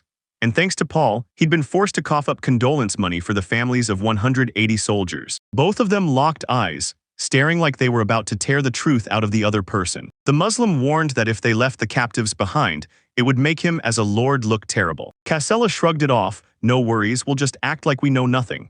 And that's exactly why he shoved the military's disgrace onto this mission. He couldn't stop thinking about Veronica. She'd clawed her way up through sheer grit, not family shortcuts. And then a chilling question hit him. Could he actually scrape together the money to pay Mosman's daughter's ransom? Mosman snapped that they had no choice but to throw in the towel. Cassella's eyes went wide with shock. When they pressed him about covering the ransom, Mosman snapped back that his trading company had already swallowed all that debt, and his own pockets were bone dry. Cassella battled with himself, because in Mosman's eyes, Cassella was nothing more than a worthless bastard child. Right then, a soldier came crashing through the door like he owned the place. Castello told him they had guests and demanded to know what was happening. The soldier blurted that it was an urgent message. The village on the east side was under attack. Castello froze in shock and shot back, "Did the Border Lord's army move?" And the soldier shot down his claim, telling him the enemy was Bartlett's army. Castello couldn't swallow what he'd just heard. Bartlett's army marched under Hawk, and he roared at his soldiers to torch the village and snatch everything in sight, telling them fleeing villagers didn't matter, so they should loot until their bags were stuffed. Ramsay told them that the village, right at the foot of the Beverly Mountains, was the Baron's land, so he ordered Hawk and the others to hit it first. Hawk told everyone that once they snatched the food and valuables, they'd ski out to Daddle, no delays. Then he spotted Danny looking worried and immediately soothed him, telling him to lock in, watch every move, because this was war. He told him that normally he'd send the villagers back, especially the young women and the children. But not this time, because this wasn't mercy at all, they'd just turn into a burden. He leaned in and asked Danny if he got it. Danny nodded and said yes. He slapped himself awake and barked at the soldiers that it was time to pull out. Hawk worried it could crush Danny, but he knew he had to get ready for leading troops one day. And thank the stars, the first fight hadn't ended in total disaster. The scene snapped over to Baron Borden's army general, Holland, pure rage burning in his veins, because a messenger had just told him Borden wanted him to yank troops off the front lines. Holland slammed it down, saying it was impossible, and demanded what in the world Baron Borden was thinking. He snapped that their troops were wiped out by non-stop assaults, yet they still had no clue what the border lords were planning. Then the messenger warned him, "If this keeps up, the eastern enemy will crush and ravage your lands." Holland fired back at the messenger, asking how many troops he wanted, and the reply hit hard, about 300. Holland told himself it didn't sound like a total disaster, but still, anything could go wrong. Holland nodded and agreed to send 200 soldiers, and the messenger promised he understood Holland's trouble, then begged him, right now, to get the troops moving. Holland snapped with frustration, staring at it like, "So what game is Count Hendrik playing?" The whole scene snapped over to Gilbert and Darrell. Jill pressed him, asking how long he planned to drag this deadlock out. Darrell snapped at him to quit the ridiculous talk and swore he'd keep going until they won. No question, period. Gilbert snapped and demanded to know if they could really win this, and Oliver scrambled to calm him down. Darrell grilled Oliver for his thoughts, and Oliver told him they didn't need to freak out just yet. The longer this dragged, the more it would drain them, so they had to ration everything and stay sharp with every supply. Darrell told everyone he'd stocked up for exactly this, and right then a soldier slipped into their tent and leaned in to whisper something to Darrell. Once he wrapped it up, Darrell leaned in and said things were moving better than anyone had dared to hope, and told him to get ready because a full-scale attack was about to hit. Back in Bartlett territory, a messenger burst in to tell Ramsay that Darrell had ordered them to cut down the enemy at that exact pace. Then Ramsay hauled Hawk and Danny aside and made it clear. The Count still planned to smash the village. Hawk called Daryl greedy while Danny stared with doubt. Randy warned that this time it wouldn't go smoothly and the defensive force would be sent in. They already wiped out the closest Asa village, so he snapped that they should hit Mocha Village, Pina Village, or Toto Village next, because the enemy would expect attacks from the ones right nearby. Danny demanded to know where they were really going if they couldn't smash everyone at once, and Ramsay grinned as he plotted the trick. Go straight for the capital, Boston. Danny was left reeling, and Hawk burst into laughter, calling the idea interesting but saying it would never work, because the losses would crush them. Hawk suggested I target the second largest city. Danny said he'd heard it was the Barony's commercial hub and a nightmare to crack, but he asked if it was even worth risking since it sounded dangerous. Hawk grinned and promised they'd stir up a massive ruckus there, then hit Gauze Village right after. Just then, Veronica blared, calling them out. They looked totally stumped, firing questions at her like, "What happened to you?" She ordered them to step into another room and hash out strategy, then snapped, "What did you think I was?" Ramsay broke into laughter, apologized, and said this fortress couldn't afford an inch of slack. He leaned in and asked what she thought of the Baron's army's movements. Then Veronica shot back with a sly grin, asking if he really expected an enemy soldier like her to spill any of that. Ramsay told her the enemy base still hadn't sent a single word, and Veronica's face sank with raw disappointment. They stormed out of the room and Ramsay grabbed Danny's attention, time to lock in the plan, and they'd carry it out that very night. Danny shot back, "Don't rush it," and Ramsay nodded, agreeing, saying he believed this would finally put everything to rest. The Black Raven Brigade's elite cooked up a diversion, and then 200 reinforcements from the Baron's army charged in to crush them, while Erlit's main force slammed into Gauze Village on the far side. Then Hendrix Forge launched their full-scale assault, braced and ready for war. Cassel leaned in and demanded of his minister, "So what's the battle looking like right now?" and said he couldn't ask for more soldiers from the front, while the minister snapped that it was brutal, because they could still unleash a full-scale assault every time troops rotated, and they'd been fighting tooth and nail, yet slowly, they were getting pushed back. Hestella wrestled with the idea of begging Count Gardel for reinforcements, then tossed it aside fast, because even if they came, they'd be too late, and while he hesitated, the village was already going up in flames. Ordered his minister to dispatch a peace envoy to Count Hendrik. On April 5th at Fort Code in Holland, Daryl and Ramsay finally locked eyes with Costello as peace talks between all four sides kicked off. Renzi spotted Baron Borden instantly, and right at his side stood General Holland, the honored representative of Count Gardel. Then he watched Paul get grabbed and pinned down by a squad of soldiers. Borden went first, blurted out that he was sorry for this whole clash and meant it like he truly regretted it, even though they were to blame too. Had been tucked safely in Paul's hands. Daryl smirked and said he could only imagine the storm raging in his heart, but that didn't matter to them. He told them the truth wouldn't change. Time after time, they'd shut down their requests and then rolled out their force, so Warden leaned in and demanded, "What do you mean?" And Daryl made it crystal clear he wanted the Gorda Plain counted as part of his border lord's territory. And for compensation, 200,000 rubella felt fair. Then Holland cut him off. Swearing this whole war was born from a misunderstanding, he pressed him hard. "Did you get the evidence? Did you confront Baron Borden? Because if he had, this disaster never would have happened." Ramsay couldn't deny it. Holland was right, and the border lord had clearly held back on military action on purpose. He bragged that Lord Rugal was under his thumb, so his son should have been delivered instantly, and he snapped that anyone who'd been slacking on their duties didn't get to boss them around or bargain back. Holland then shot back, saying if they wanted to talk about responsibility, Hendrik the border lord had to take the hit too for mishandling his own vassal, and he demanded to know how he planned to answer for it. Renzi snapped to the deadlock they'd hit, and demanded to know from Baron Borden what kind of compensation he thought was fair. The warden said 50,000 rubella in compensation felt totally fair. Rage surged through Daryl, and he shot up from his seat to declare that the negotiations had collapsed. He barked at his guard to shove a swift horse straight to Gilbert at the front, then screamed at the whole army to charge on the spot. Holland stood there and took it in. Holland muttered to himself that a fresh fight in this mess was pure insanity, no troops, no solid commanders, and the fort was doomed to fall. He couldn't help wondering if the Baron had actually cared about both the war plan and the finances. Then Holland told Daryl, "I get it," and told them to settle it with a showdown at the Gorda Plain. Orden's jaw dropped at that and Daryl snapped, "That alone is enough."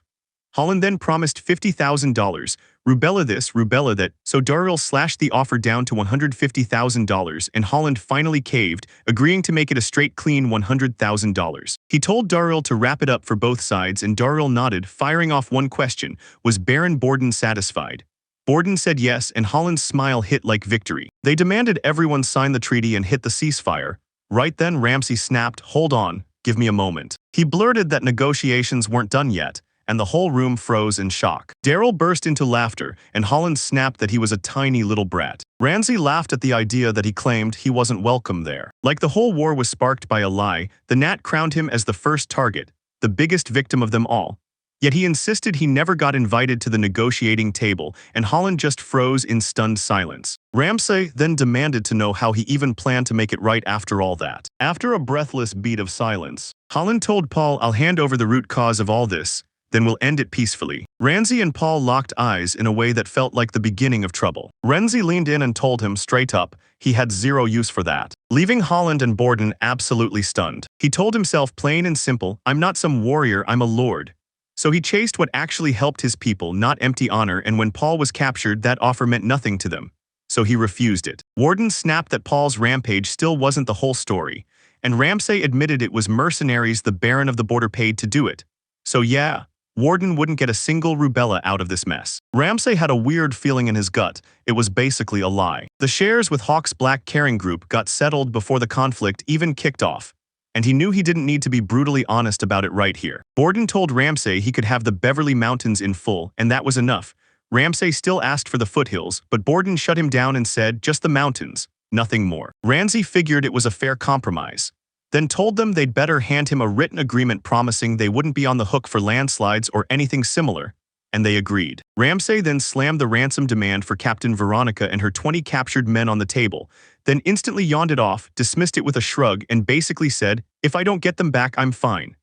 Ramsay was stunned by his own coldness, and that was the whole moment. And they told him they all desperately wanted to go back, then asked him straight if the captain wasn't absolutely priceless to their force. The board flat out said they couldn't cough up the reparations in one go, so there was no way they could pay the ransom on top of it. Ramsay finally understood.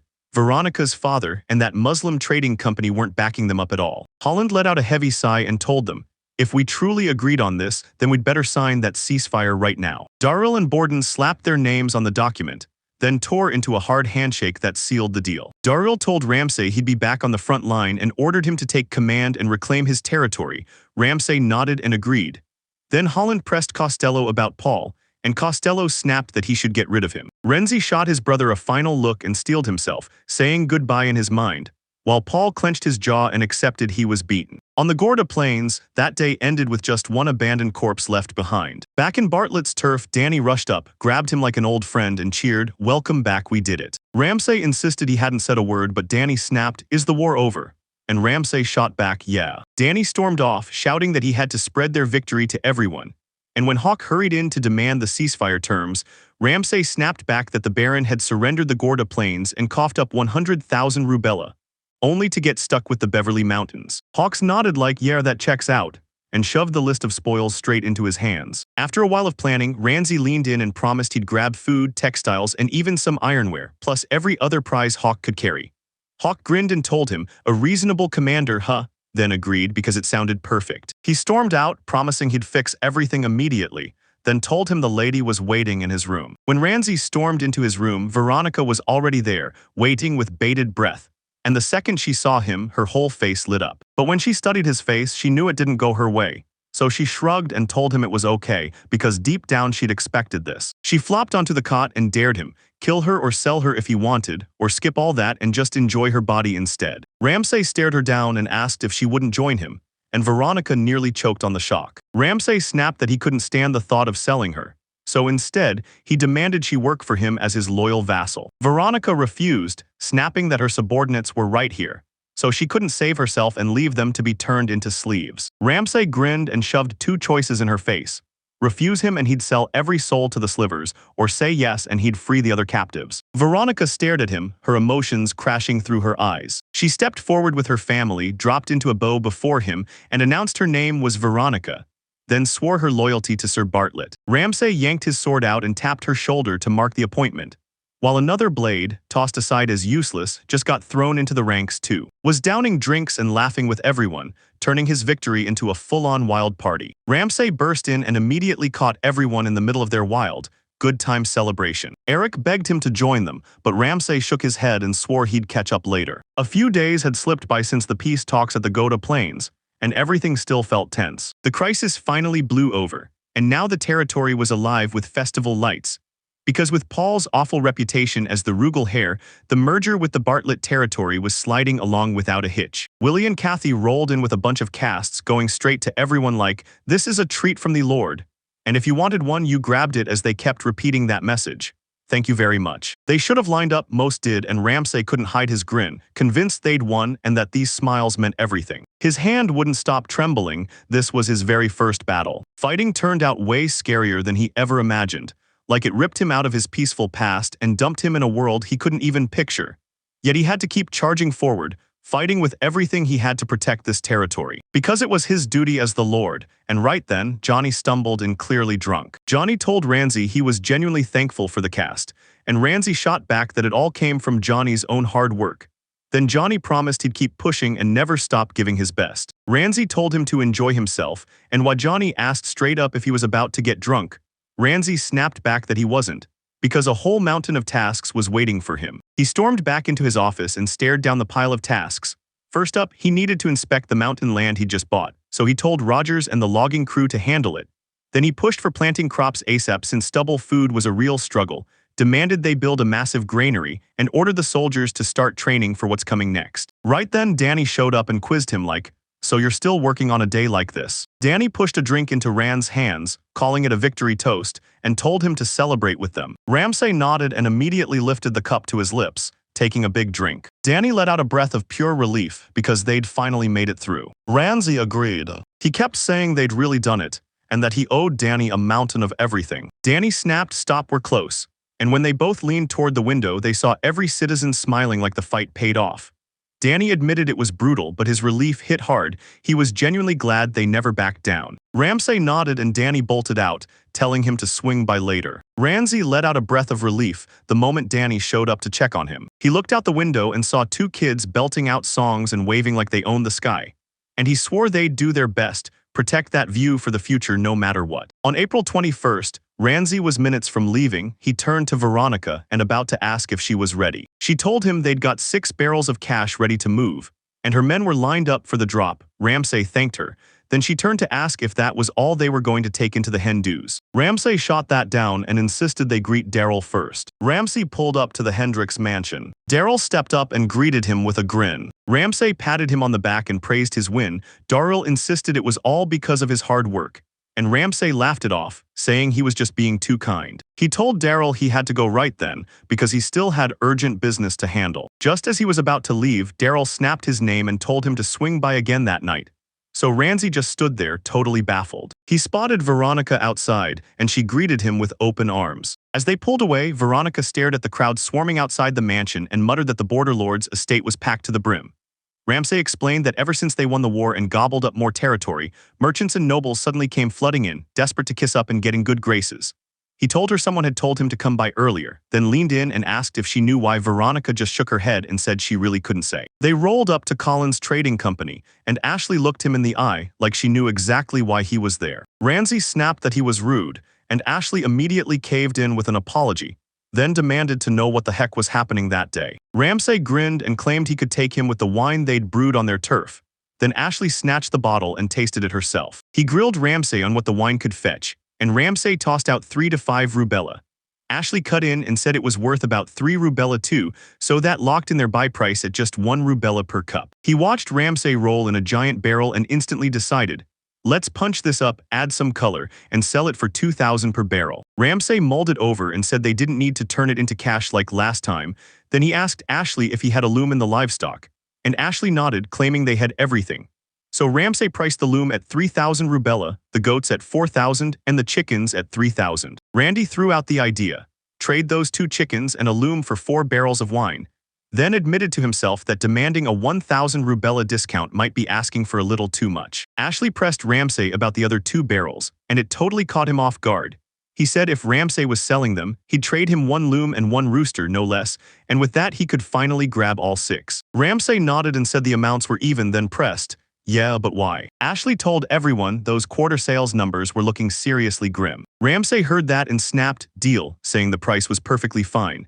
Then Ashley lit up, felt like a weight was off, and rushed out, promising he'd make arrangements right away. Right then, Veronica slipped in and whispered straight into Ramsay's ear, jumping him out of his skin.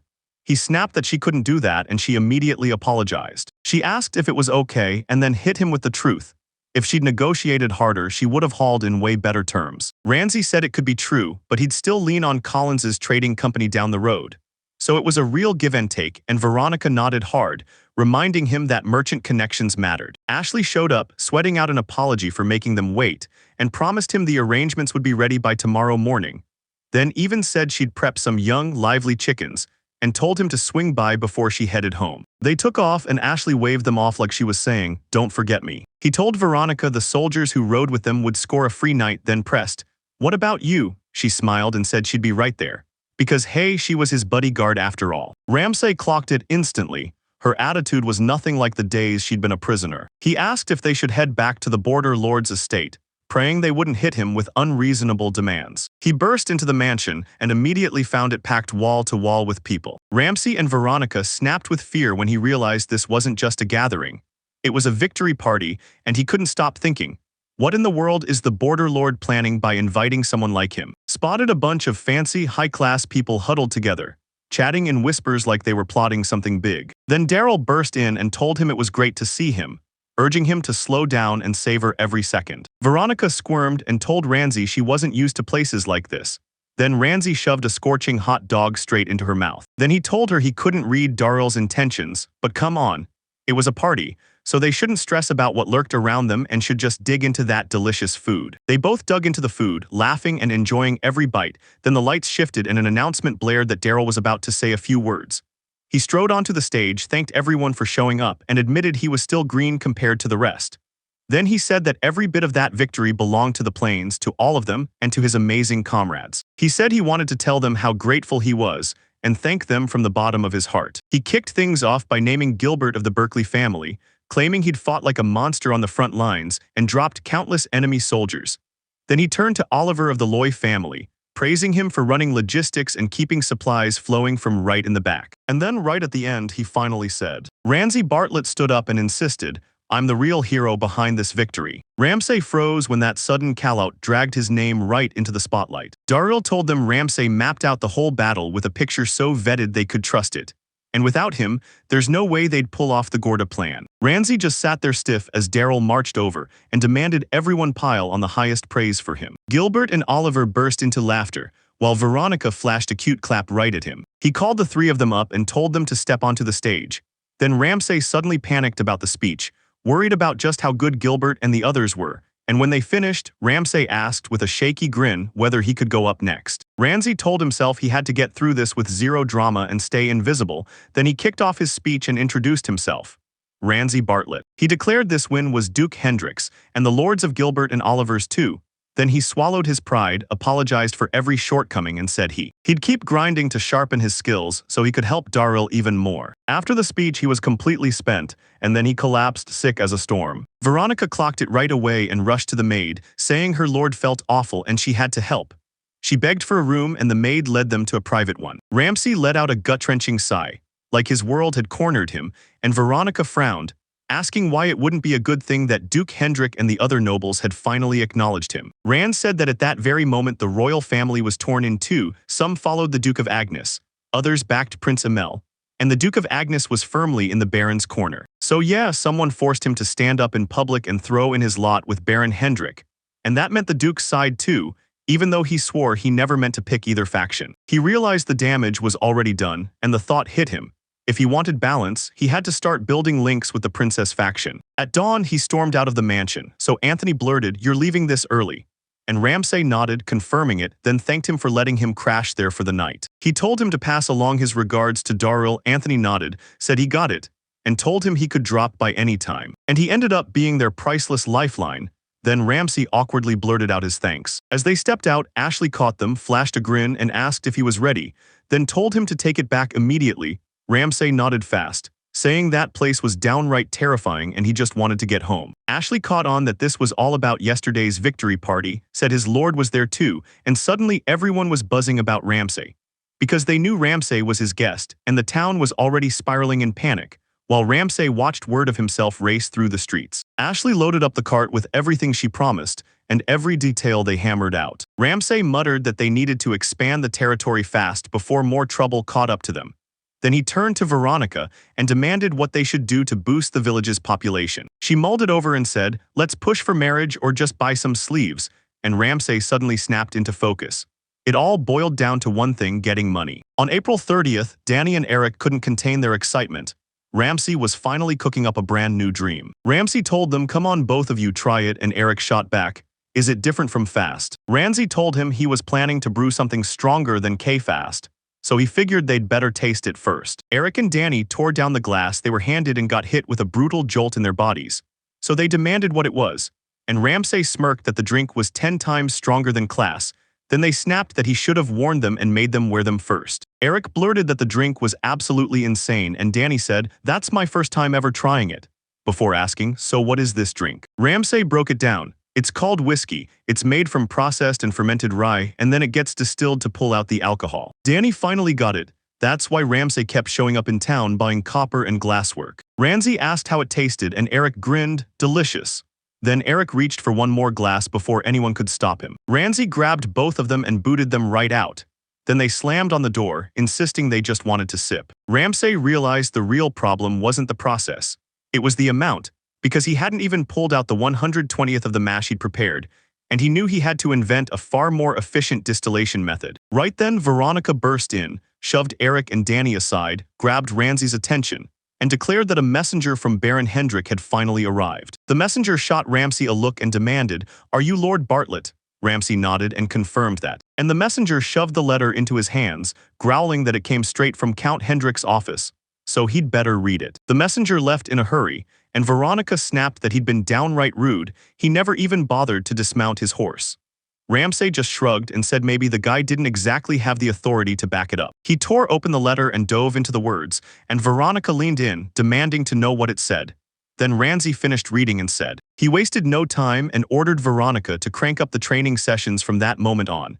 And when she asked why, he made it clear it was a summons letter. The story slid straight to the Morris family's lead, Morris von Dodd, where a mysterious figure in a shadowy hood bowed low and declared he was honored beyond words to meet Count Morris. Morris snapped Lord Licht, then practically pulled him in to share a drink and a real talk. Licht shot the claim down, insisting he wasn't really a drinker, and Morris wouldn't take no for an answer, urging him to stop holding back. Right then, a gorgeous woman swept in, snatched his drink, and told him she'd be the one taking a sip. Morris praised her, said she handled herself brilliantly, and then leaned in to ask her name. She introduced herself as Pamela, then lit up with, "It's a pleasure to be this close to you." Morris was drunk and grinning as Pamela slid into his arms to comfort him, and right then Licht leaned in, asking if Morris had finally made his decision. Morris told him it was a great pick, then said he just needed a little more time to think.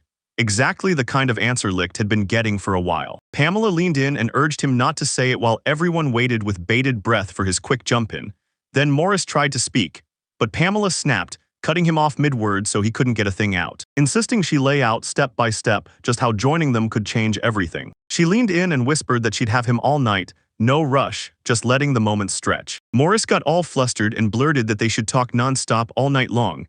Then Pamela and Licht walked out.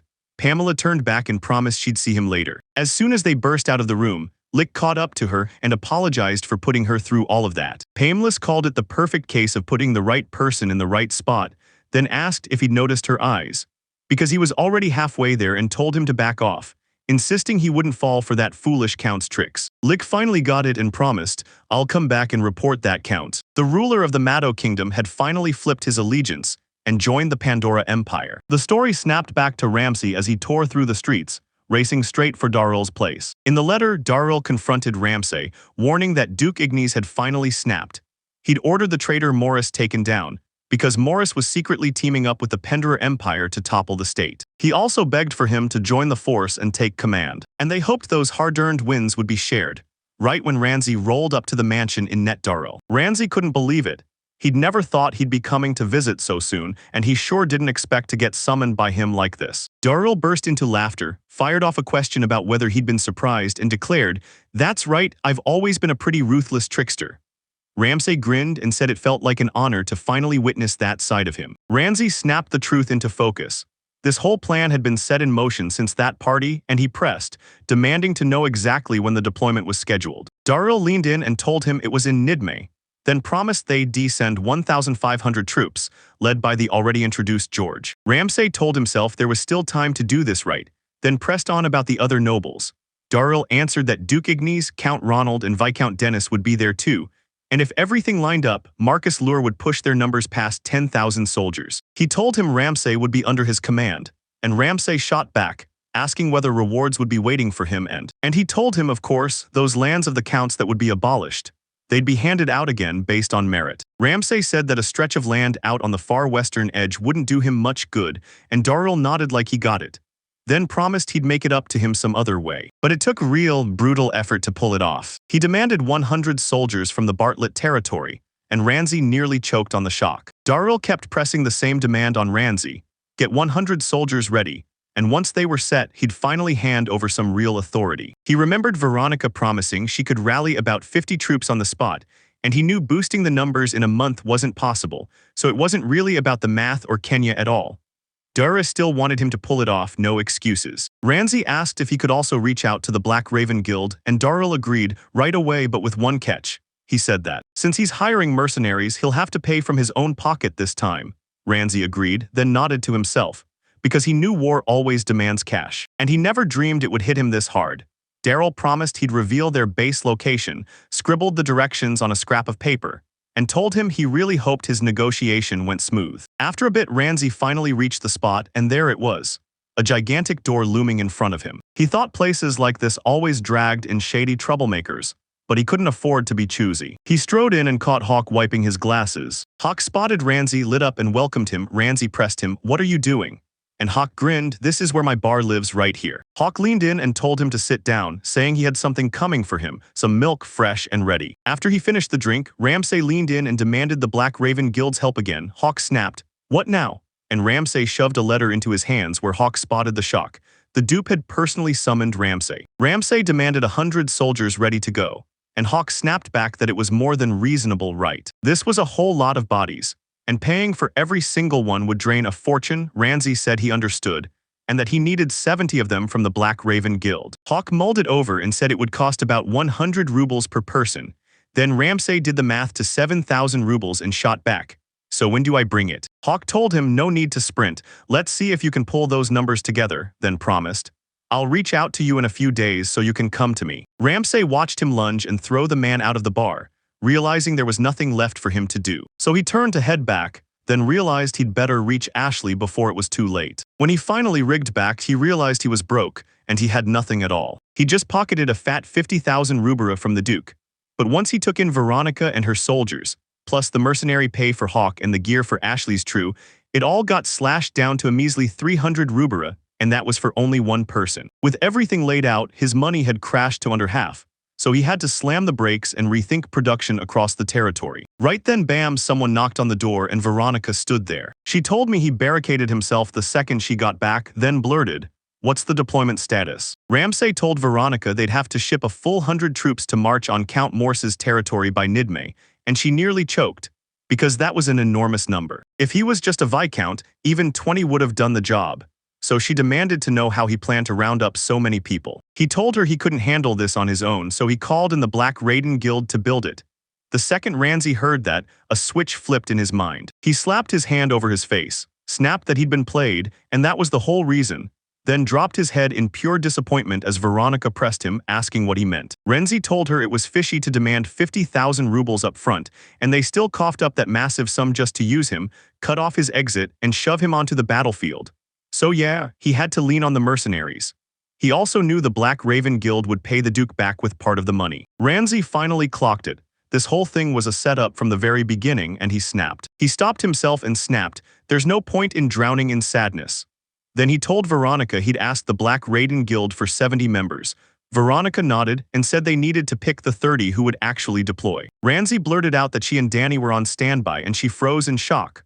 "Why?" he demanded, saying he needed both of them to hold this territory while he marched to lead the troops. Veronica asked him if something happened, but Ramsay snapped at her to cut it out and make sure that never took place, then ordered her to run troop selection and training. After a brief freeze of doubt, she finally nodded, then ordered him to step back and let her handle it. She stormed off in a rage, and Ramsay couldn't stop wondering how they were going to handle things next. On May 17th, Hawk finally clashed with Ramsay, asking if the Lord himself would march with the troops. Ramsay said they'd be on the winning side for sure. While Duke Ignis's anti-imperial forces surged at around 10,000 strong, the Count's side was stuck with a crushing 1,000 troop deficit. Hawks leaned in and said, "Yeah, I'm in." But they couldn't crack the Empire's next move, and now they were panicking. Would they send help to Count Morris, or were reinforcements already converging toward them? Ramsay felt uneasy about all of it, but then Daryl spotted him and immediately thanked him for coming, making it clear he truly appreciated it. Ramsay and Hawk dropped into a bow before him, and Daryl snapped that his Hendrik border army rolled west 2 days ago. Ramsay smirked and promised they'd decrush the traitors. Then he stood up like the fight was already starting, saying the Bartlett troop would set the whole world off. The army pushed forward, and Hawk snapped that they had to link up with General George first. They pushed straight down that road, sure they'd reach the Count's territory, when he asked Ramsay if he'd lined up a horse. Ramsay just shook his head and said he didn't have that kind of money, not with all the slick tricks he'd pulled. Hawk erupted into laughter and snapped, "What are you even talking about?" Ramsay shoved that aside and pressed Hawk for the smartest play. Then Hawk snatched the words away, saying the safest, most profitable move was, claiming it was sweeping through the nearby towns and villages to steal everything it could. That's exactly how this fight would have spiraled, so he didn't bring Danny and Veronica. Because Danny was totally wiped out from their last battle, probably from this exact kind of non-stop chaos. Hawk nodded at the plan, then pushed for details. "So how do we hit it?" Because he warned that if they keep going in without thinking, his reputation is going to take a brutal hit. Ramsay admitted he couldn't name every noble dragged into this war. But if their pride is soaring this high, nobody in their right mind is going to volunteer for that role. He said, if they're really shoving you into this and it's just what you were ordered to do, then maybe you've got a chance to flip the outcome. Hawk nodded, saying from his side it looked like a surefire win, but those lords would be itching to grab their glory at the main camp. Then he slapped Ramsay on the back and ordered him to hit first and hit hard. Ramsay said that even if they served the border duke, they still deserved to act like their own independent force, so they'd have to bully the general into backing their plan. Right then, an idea sparked in his mind, so he shot Hawk a question and demanded to know if he had a map. Hawk shoved a map into his hands and grilled him, asking if he was up to something. Ramsay threw it out there straight and told them to hit pause on merging with the border duke's army. Hawk asked, "Is this really okay?"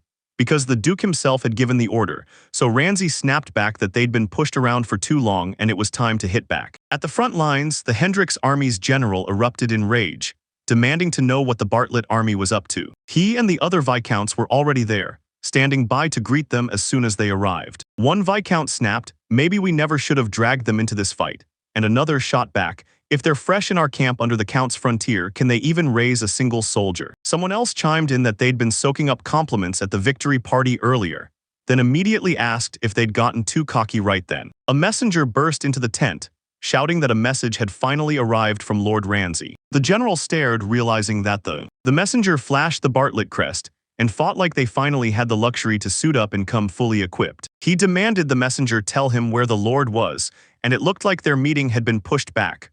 So the messenger dropped to one knee, and he blurted that he was there to deliver his report, that his lord was getting slammed under attack by Count Morris's forces. The general went still with shock, and the Viscount snapped with panic, because they'd just been told they were meant to win that battle. The general demanded they calm down, then snapped at the messenger to report every detail of what just happened, right now. The messenger snapped that their army had been marching out of the frontier Count's territory toward here, but right when they closed in on the Count's lands, volunteers from Mode and Ryle villages jumped them in an ambush. He swore his lord was striking back and meant to snatch those villages, and the general shot back that they'd march in first, then swing their troops right into the plan the moment they were done. Then the messenger blurted that his lord was set on taking the northern village and seizing Fort City for himself. The general froze at their words, and the Viscounts immediately huddled up, whispering that fort was the second biggest city in the Count's domain with over 1,000 people, so Ramsay's army couldn't possibly take it down. The general snapped back, asking if they were sure, and the messenger nodded, confirming it. The general snapped that this plan would never work. His forces were stuck fighting just to make progress. And when he heard the messenger, he ordered him to tell his lord to seize only those 2 villages and regroup early. Then the messenger blurted out that his lord had raised 100 troops and granted him full independence from the frontier. And with the general's might, he swore defeating traitor Morris would be a walk in the park. So he demanded support from the rear. The Viscounts were stunned to learn Ramsay had 100 soldiers, when they only had about 20 to 50, so they couldn't figure out how a minor noble could possibly command that many. The general muttered that this whole mess was too serious for wild nonsense unless the Lord was right there. And Lord Darrell's stamp of approval backed every word, so the general said he understood, and told the messenger he expected big things ahead. Then the messenger burst into laughter, and one of the viscounts grilled him, demanding to know if he was really going to let Farlet's men run wild. The general shot back that whether Farlet's army showed up or not made zero difference. The fight wouldn't change a thing, and then ordered them to leave. He linked up with Forrest and Duke Ignis, then barked, "Get ready for the march." Then the story snapped straight to Pamela and Morris, where Morris was crouched under a blanket on his cot, and Pamela snapped, asking how much longer he planned to stay there since the sun was already blazing high above. Morris trembled and shouted that a massive army was bearing down on them. Pamela leaned in and reassured him, because the Count had a whole crew of capable subordinates ready to handle things. She grabbed his face and snapped that the Empire's reinforcements had finally arrived, and Morris broke into a smile as the tension melted away. Pamela smiled and told him, "Don't sweat a thing," then pushed him to keep the fun going and play a little more. They jumped right into it like, no warning, just straight up started doing things. And outside that room, two guards stood on watch, Lick and Percy. Percy muttered that he never wanted to be this man's subordinate, even if it was only for now. Lick snapped back that he shouldn't say that because it was literally part of the job. Percy nodded along, admitting Litz actually had a point, and Litz pushed back, saying they needed to go the extra mile. Right then this old man snapped at his ministers, "Strike now, no more waiting." It was pointless to stay huddled when help was never coming. Then the minister snapped back, swore that if they held out the Empire's reinforcements would arrive soon, and ordered his guard to harden the defenses immediately. One man spotted Percy and Lick and blurted out whether the Empire was about to send reinforcements. Percy and Lick locked eyes and Lick leaned in like, "Of course we will." And the Empire was scrambling to line up its troops so they could finally fortify in peace. And the moment the man heard that, his excitement lit him up. He told his guard to lock down the business, and Percy and Lick flashed each other a grin. At the Magic Royal Castle, the Crown Prince, MO of the Magic Kingdom, declared that they must hold back reinforcements, because negotiations were the only play. His ministers cornered him and demanded, "Will you really ditch Count Morris, our kind of man, after all we stand for?" Emil said that Count Morris and Duke Ignis were both lifelines to their people, and demanded that their people rise from the bloodshed. He told himself it was the Empire, and he swore they had to stop it before it sparked into a full-on conflict. His minister nodded and said they got his intentions, but then demanded, "So how are you gonna answer?" He froze for a second, then started thinking. They swore they'd grab every inch of Count Morris's lands, and split it all between Duke Ignis and the rest. The ministers stared in shock and snapped that this move only supercharged the anti-Empire crew. They had to stand firm, or they'd send the worst message and watch the throne get stolen next.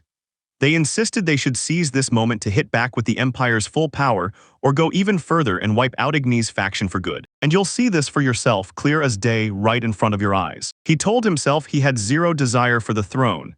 He just wanted a peaceful, happy life with his wife and kids. More dangerous sparks kept popping up, and he knew that every meeting would just stall for time, until all that was left was him watching out for his own survival. Ramsay and Hawk ducked into the bushes trying to stay hidden.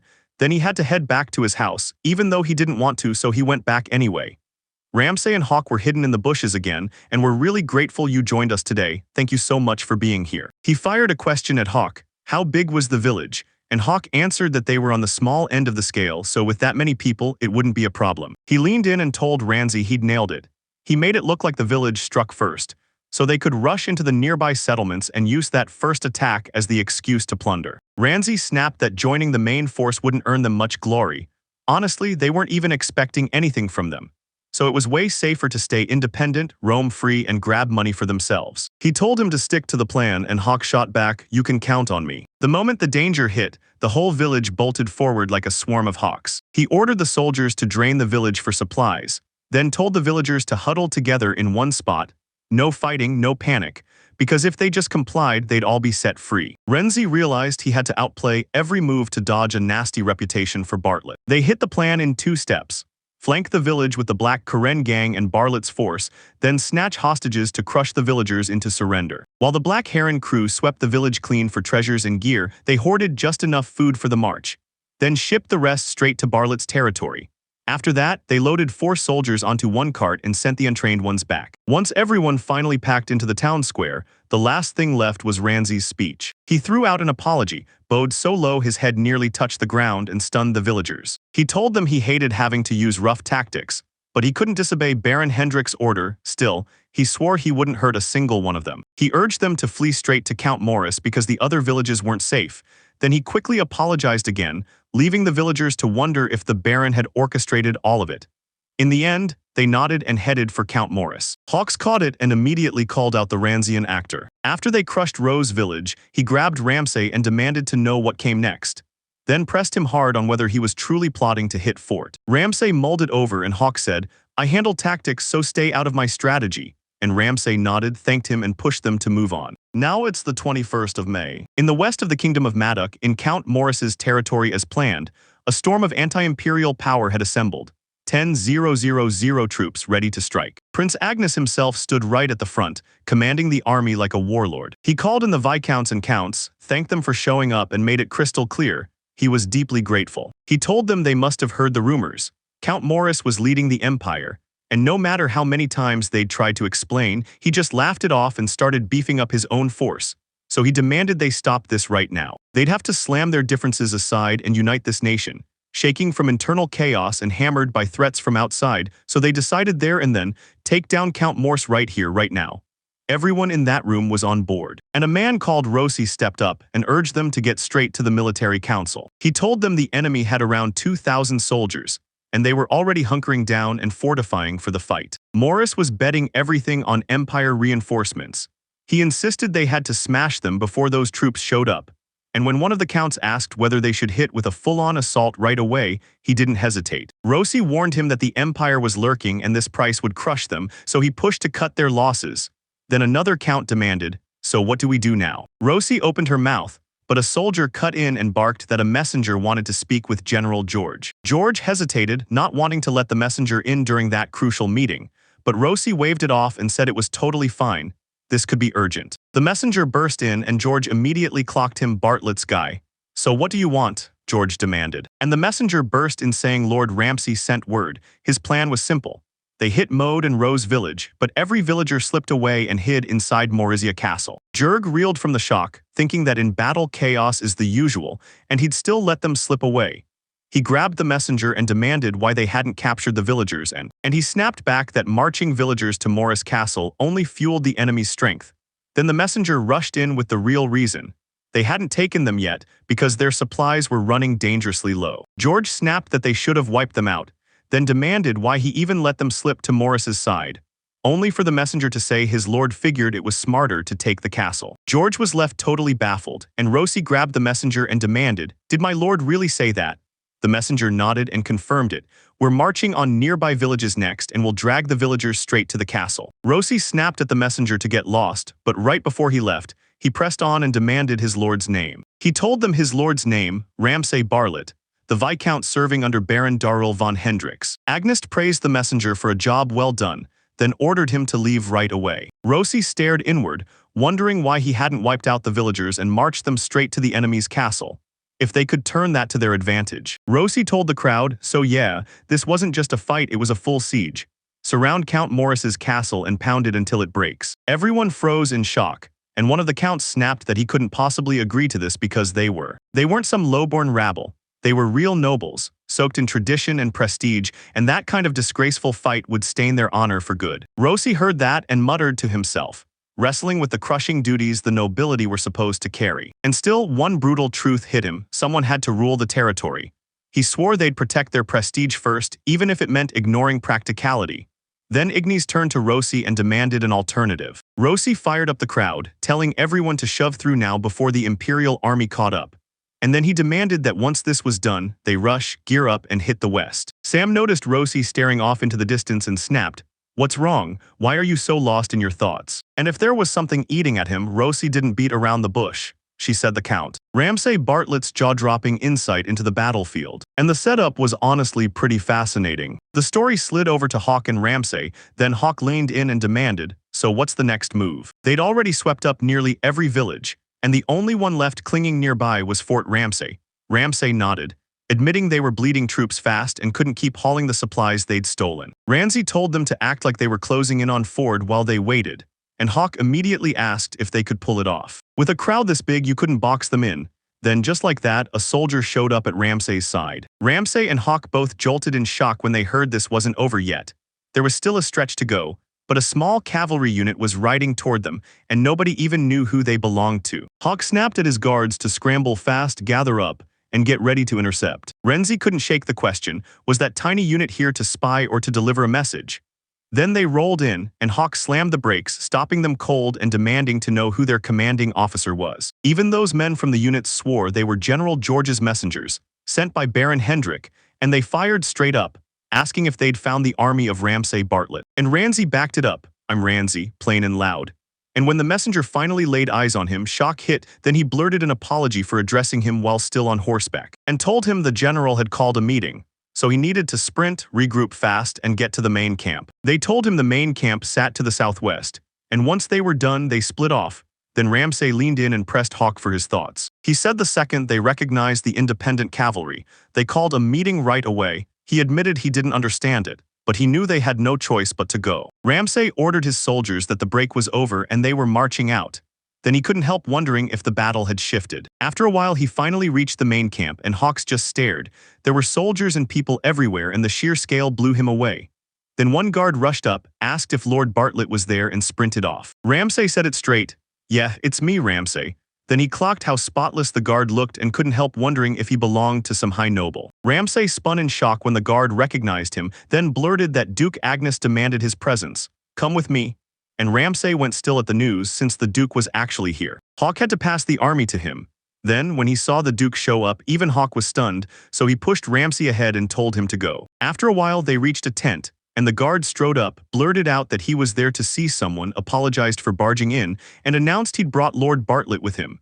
Then he shoved Ramsay to head inside. And just by sensing the Duke's presence, Ramsay dropped to one knee, introduced himself, and told them he'd heard they needed him. So he raced over without wasting a second. Ignis told him to loosen up. There was no reason to stay so stiff. He swore the man with the business wasn't him at all, it was Rosi.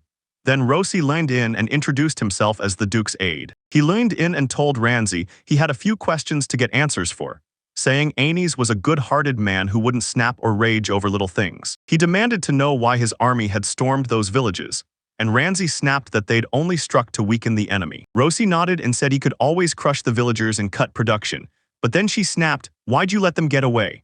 Ramsay shot back that even if people bicker, they're still part of the same kingdom, and with their troop numbers, winning was a given, so slaughtering them felt just plain cruel. Rosi fired back, "Why didn't he just enslave them, grab the money and knock it all out with one swing?" Renzi answered. "Because his army didn't have the supplies to bring back the sleeves, so it was brutal, but we still decided it was better to let them live." Rosi told him to drop it, because things didn't go the way he predicted, and suddenly it spiraled into a full-on siege. Ramsay pressed for answers, but Rosi snapped back that he was being shady, then revealed he'd already dispatched villagers to Marissa Castle to burn through the food supply, betting Duke Morris would plunge into the sea. Rosie grinned and shrugged, saying what's done is done, then told him she wanted to hear his ideas for tomorrow's siege, while Ramsay snapped back, "So what else can we do? With this troop gap, shouldn't we just go in swinging?" Rosie said it would crank up their damage for real, and he was determined to win, slicing down their losses at the same time. Ramsay told himself he'd said it, but the truth was brutal. None of them had ever gotten real military training. Ramsay smirked and said this was only one example. Then he threw out an idea, and after chatting for a bit, he vanished. So Ignis turned to Rosie and asked what she thought of the strategy right now.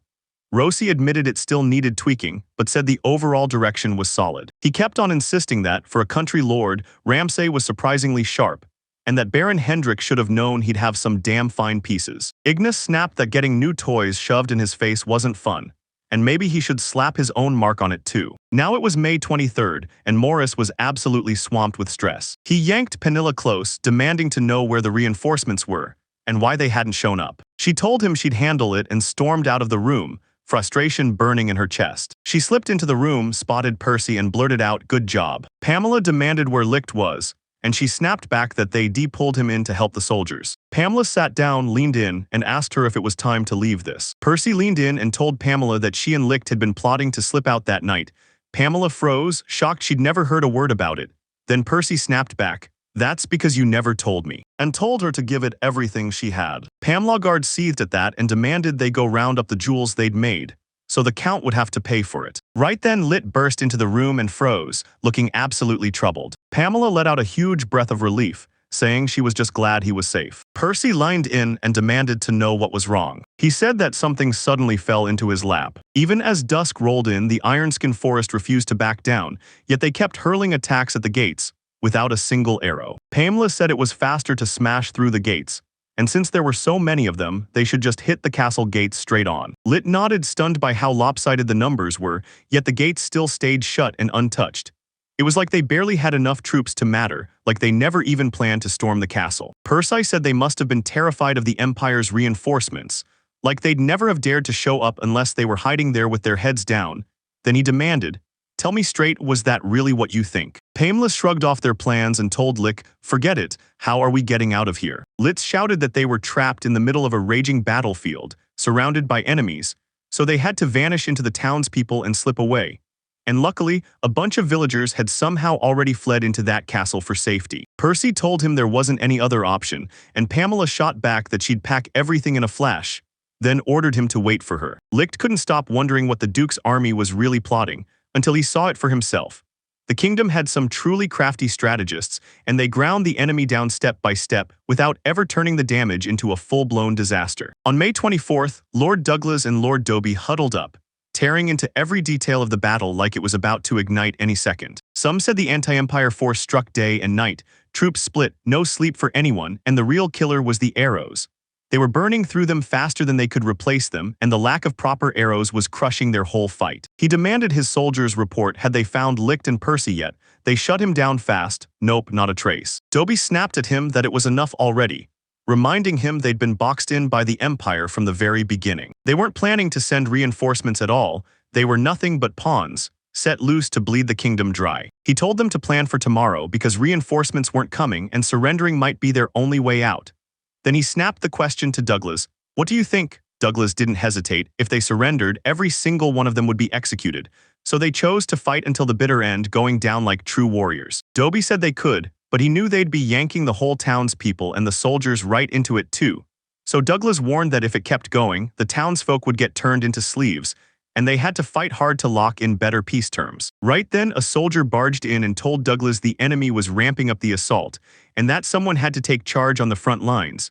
So Douglas clenched his resolve, stepped up, and took off. Dobie told himself that as a general, they couldn't afford to misread the exact moment to pull back. He burst into the room where Morris was hiding, wrapped up in that blanket, shaking with pure fear every time he tried to move. Dobie begged him to surrender, insisting the Empire wasn't sending reinforcements, so they'd lose no matter what. Morris snapped back, refusing to quit, and demanded to know where Pamela was. Dobie grabbed Morris by the collar and slammed him in the face. She snapped at him to wake up, right in the middle of the war. Morris ripped the truth into him. Pamela was gone and the Empire had played them like pawns.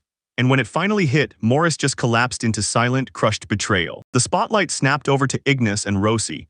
Ignis demanded answers, and Rosie admitted it had only been 2 days, but the strain was creeping in. Still, give them 2 or 3 more days and they'd crush the castle without trouble.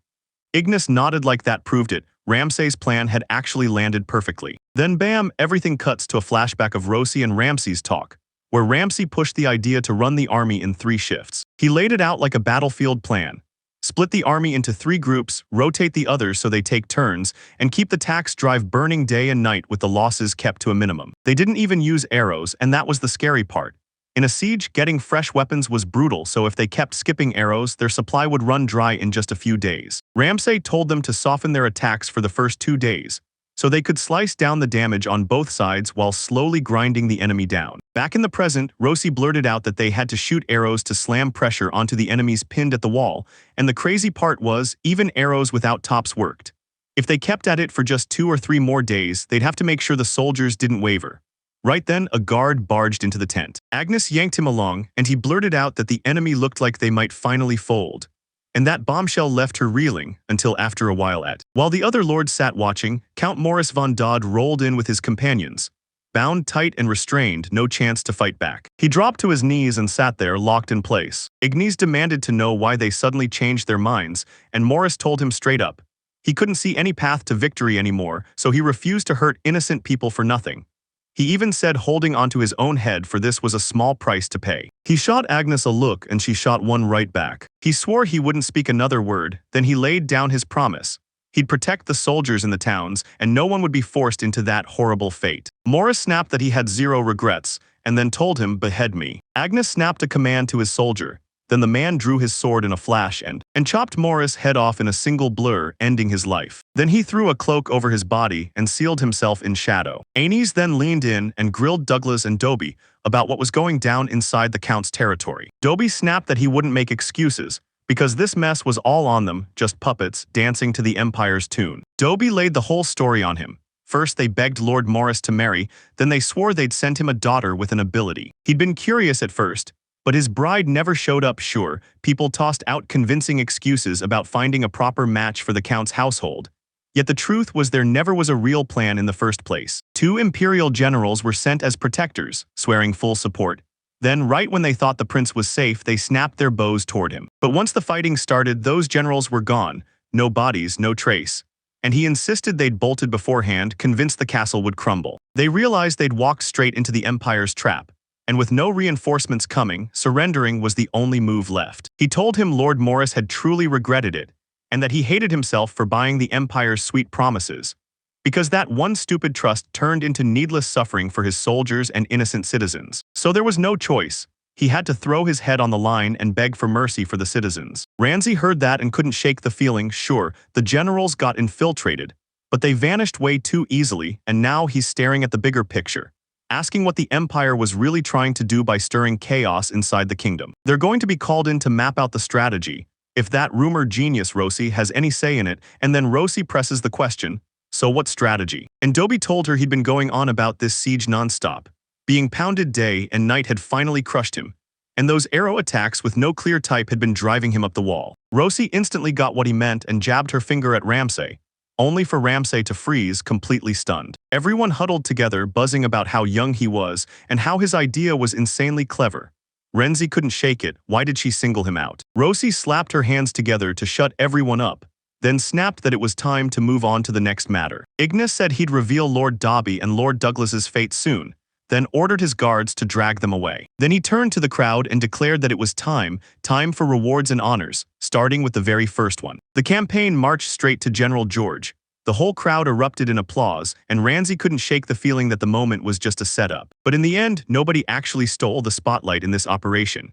Because even if they seized Countland, the coin and lives burned on that march wouldn't come back, and the crown would almost certainly hand the rewards to the stronger nobles instead. After a bit, Agnes said she'd wrapped up the rewards and honors, and made sure everyone knew they'd done brilliantly. As the crowd began to thin, Rosie leaned in and shouted for Ramsay. Ramsay thanked her for the work he'd put in, and told her he truly appreciated her kind words. Rosie told him Anis promised he'd get a reward too, then ordered him to follow her. Ramsay was stunned, but he sprinted after her to meet Anis. Ignis thanked him, practically praising his strategy for making the victory feel effortless, and Ramsay just lit up, saying he was totally flattered by what he said. Agnes told him she wanted to honor him with a reward, but since there were no lands near Bartlett to grant, she handed him a heavy bag of gold instead. Ramsay felt crushed by it, but he still swallowed his disappointment and accepted it. He stared ahead thinking, to the north sat the Hendrik March and there was no chance of claiming any land. To the west stretched the Borden Barani guarded by the king, so they couldn't get involved at all.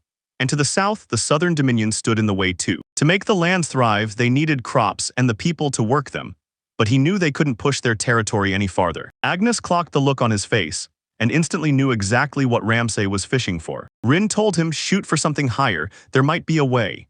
Then Ramsay went wide-eyed when Agnes read his expression like it was an open book. Ignis leaned in and warned him, if you want land, you've got to take it by force. And he should tear into the Borden Baron like a feast he can't ignore. He stared in disbelief, then burst out laughing. It was like he demanded the impossible, because the power gap was just too massive to overcome. Behind the board, Count Gardel loomed barren and doomed, and his weak army had zero chance.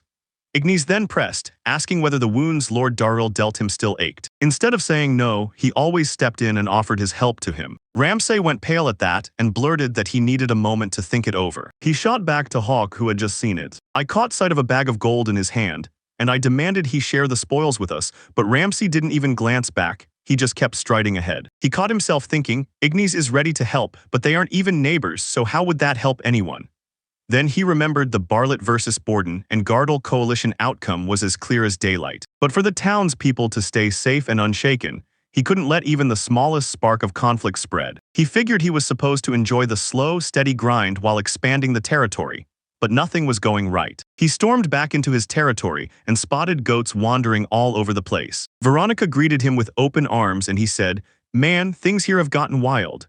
She nodded and said her master had shipped in truckloads of livestock and all the supplies he hauled back from the expeditions. Ramsay leaned in and told her goats weren't picky eaters at all. They were omnivores. They prospered even in dead, barren lands, and that made them the perfect livestock for them. He told Eric to set up the chicken and goat pen stock, and Eric shot back that he was already on it. Then he pushed for even more ideas. But Danny bulldozed the moment, blurted out an apology for catching him off guard right after he came back, and told him to head straight to reception. He opened the room and found a visitor waiting for him. Ramsay blinked in shock, then stormed into the reception room to find a well-dressed man waiting, who ushered him right inside. Ramsay finally told him, "I did it, I made it." Ramsay's head spun. This guy claimed he'd been waiting for ages, and Ramsay snapped back that he didn't think they had an appointment, then demanded, "So who are you?" The man shot back an apology for the mistake he'd missed. He stepped forward and introduced himself as Hendry, Baron Elma de Dominic's legitimate son. Ramsay heard that and instantly clocked it. Baron Dominic was ruling the lands right next to Bartlett to the south. He couldn't figure out why he showed up now, so he demanded to know what Lord Henry was doing with him. Henry told him that now that they were neighbors, he'd been itching to pop in and say hello, so when he heard Ramsay was out scrapping with Lord Hendrik, Henry timed his visit to hit right when Ramsay came back. Then he handed him the message. The sofa and table were a gift, so go ahead, use them anytime. He took a sip from the glass, calling the wine intriguing, then leaned in and asked what it was. Was it called cast? Rage boiled in Ramsay's chest when Danny handed Henry Cass a meal. He sat down, shook his head, and said it hit him hard. Hearing Henry say that made every bit of effort he'd poured into it feel completely worth it. Henry lit up, told him he loved it, and begged, "Can you teach me how to make it?" He'd already asked around, and everyone kept pointing to one name, Ramsay. Then Ramsay shut him down and said no. It was too valuable a resource to hand out. He swore he'd never just give away his money-making recipe, and he couldn't help wondering if Henry was honestly that naive. Henry then told him, "Just sell it to me," and pressed, "How much is it?" Ramsay leaned in and promised him a cask for 3,000 rubella, then quietly jacked the price up higher, and he couldn't help thinking it was way too steep. But Henry didn't even blink. He declared he'd haul 10 barrels without hesitation. Ramsay blinked in surprise and promised he'd get it ready and send it over. Then Henry warned him, saying that if the moment ever came, he should go see him. Ramsay shot him a question, "You mean at home?" And he muttered to himself, like was he really closing the distance like some school kid? Henry snapped back that it was for the date and that 4 days from then would be perfect. Then he spun around and left, promising, "I'll be waiting for you." Danny said Henry was pure chaos in human form, and Ramsay snapped back that he just needed a little time off. June 3rd on the runs. Roger, Ramsay, and Danny rode south, slipping past the Bartlett's territory as Roger hauled the cart, wiped the sweat from his brow, and groaned, "Are we there yet?" Ramsay snapped that it was about time, and this was Roger's first time in the city too. Roger told Danny to swap, but Danny shot back that they'd just changed shifts, so Roger asked for a quick break next. They called a break, and Ramsay grilled them about what they'd do right after they delivered, only for Danny to snap back that they were headed for Dominican territory, then immediately blanked on the name of the capital. Roger reminded him it was called Dominion Dortum, and Danny admitted he was already thinking about going to check it out. Then he and Roger went straight to Ramsay and demanded some pocket money. Ramsay figured the stuff he'd earned was the reward, told them he'd hand it over, and then, right after they wrapped up the delivery, made good on it. They were buzzing with excitement as they rushed toward the cart, and Roger's fatigue vanished the moment he told Danny to hand the cart over to him. Then Ramsay snapped that they were a greedy bunch. After a while, he finally rolled up to Dortum and stared at a towering concrete monster of a building. He spotted a monster line at the entrance, plus a guard grilling everyone at inspection, and he just knew the docks must be packed, because after what felt like forever, the merchants finally reached their turn. Ramsay leaned into the guard and told him, "I'm from Bartlett territory. I'm here for Lord Henry of House Dominic." The guard waved over another guard, rushed out an apology to Ramsay for the delay, and told him to hang on for a second. Then Ramsay froze, thrown off by the sudden turn, and figured spoiled Henry would get treated a lot more lightly, right up until Henry showed up, rushing in with an apology for. He checked the wait again, then leaned in and asked if he'd waited way too long. Ramsay told him to chill, and Henry immediately insisted they head over to his place right away. Ramsay clocked him being just as pushy as always. After a while, they finally rolled up to his mansion tucked near the city, and Ramsay spotted two people waiting outside the gate, and then he demanded, "Who are you?" And Henry answered, "I'm your father and mother." Ramsay then snapped into a quick bow, blurting out his apology, and Henry's father shut him down, telling him there was zero need to be so formal. It had been ages since Henry managed to bring a friend home, so he pulled him inside with a firm hand on his shoulder, and then his mom popped in like, "I've got delicious treats ready for you." Ramsay demanded, "What about the goods?" And Henry shot back that his family would handle the rest. Then one of the workers bought everything, handed the cash over to Danny and Roger, and that was that. Ramsay realized this was turning painfully awkward. He couldn't suddenly pretend they weren't friends now, and he had to tread carefully to avoid angering the neighboring lords. Andrew's father stepped forward and introduced himself, Elma de Dominic. Ramsay bowed and introduced himself, and Elma snapped, "Quit acting so stiff, relax and have some fun." Ilma sobbed that Henry finally had a friend, and his mother shoved over a plate of food, yelling at Henry to take it and share, plus pocket money if he was stepping out.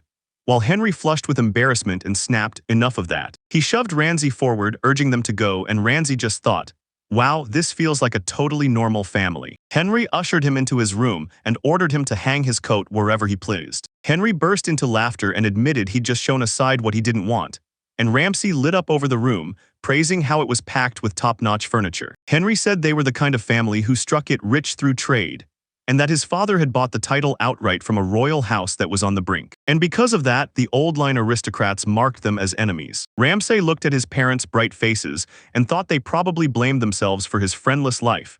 Then he realized Henry wasn't exactly spotless either. Henry ordered him to handle everything properly, especially right in front of the family. Ramsay stared at it, stunned. Like in highborn circles, family interests always crawl in front of everything.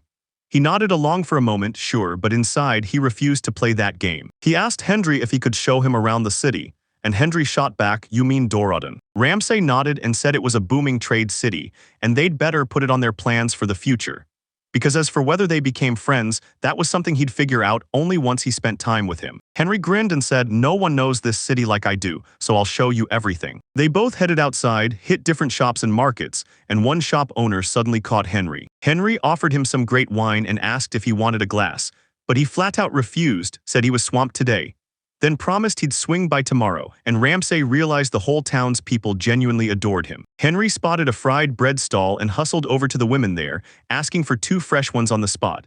Ramsay watched and instantly knew this laid-back vibe was going to make fitting in brutally tough. They both tore into the fried buns and Henry pressed him. Did Ramsay's territory have a place like this?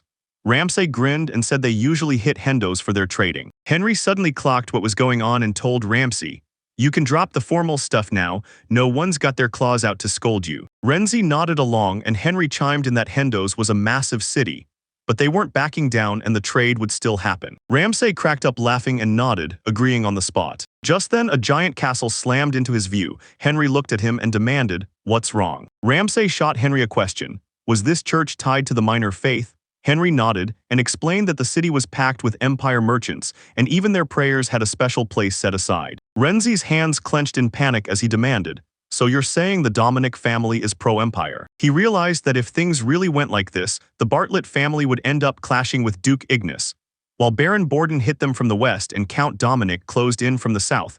And Henry just shook his head, saying not really. They vowed to stay neutral, backing no one, hating no one, and since their family ran on trade, anyone who paid was welcomed like a customer.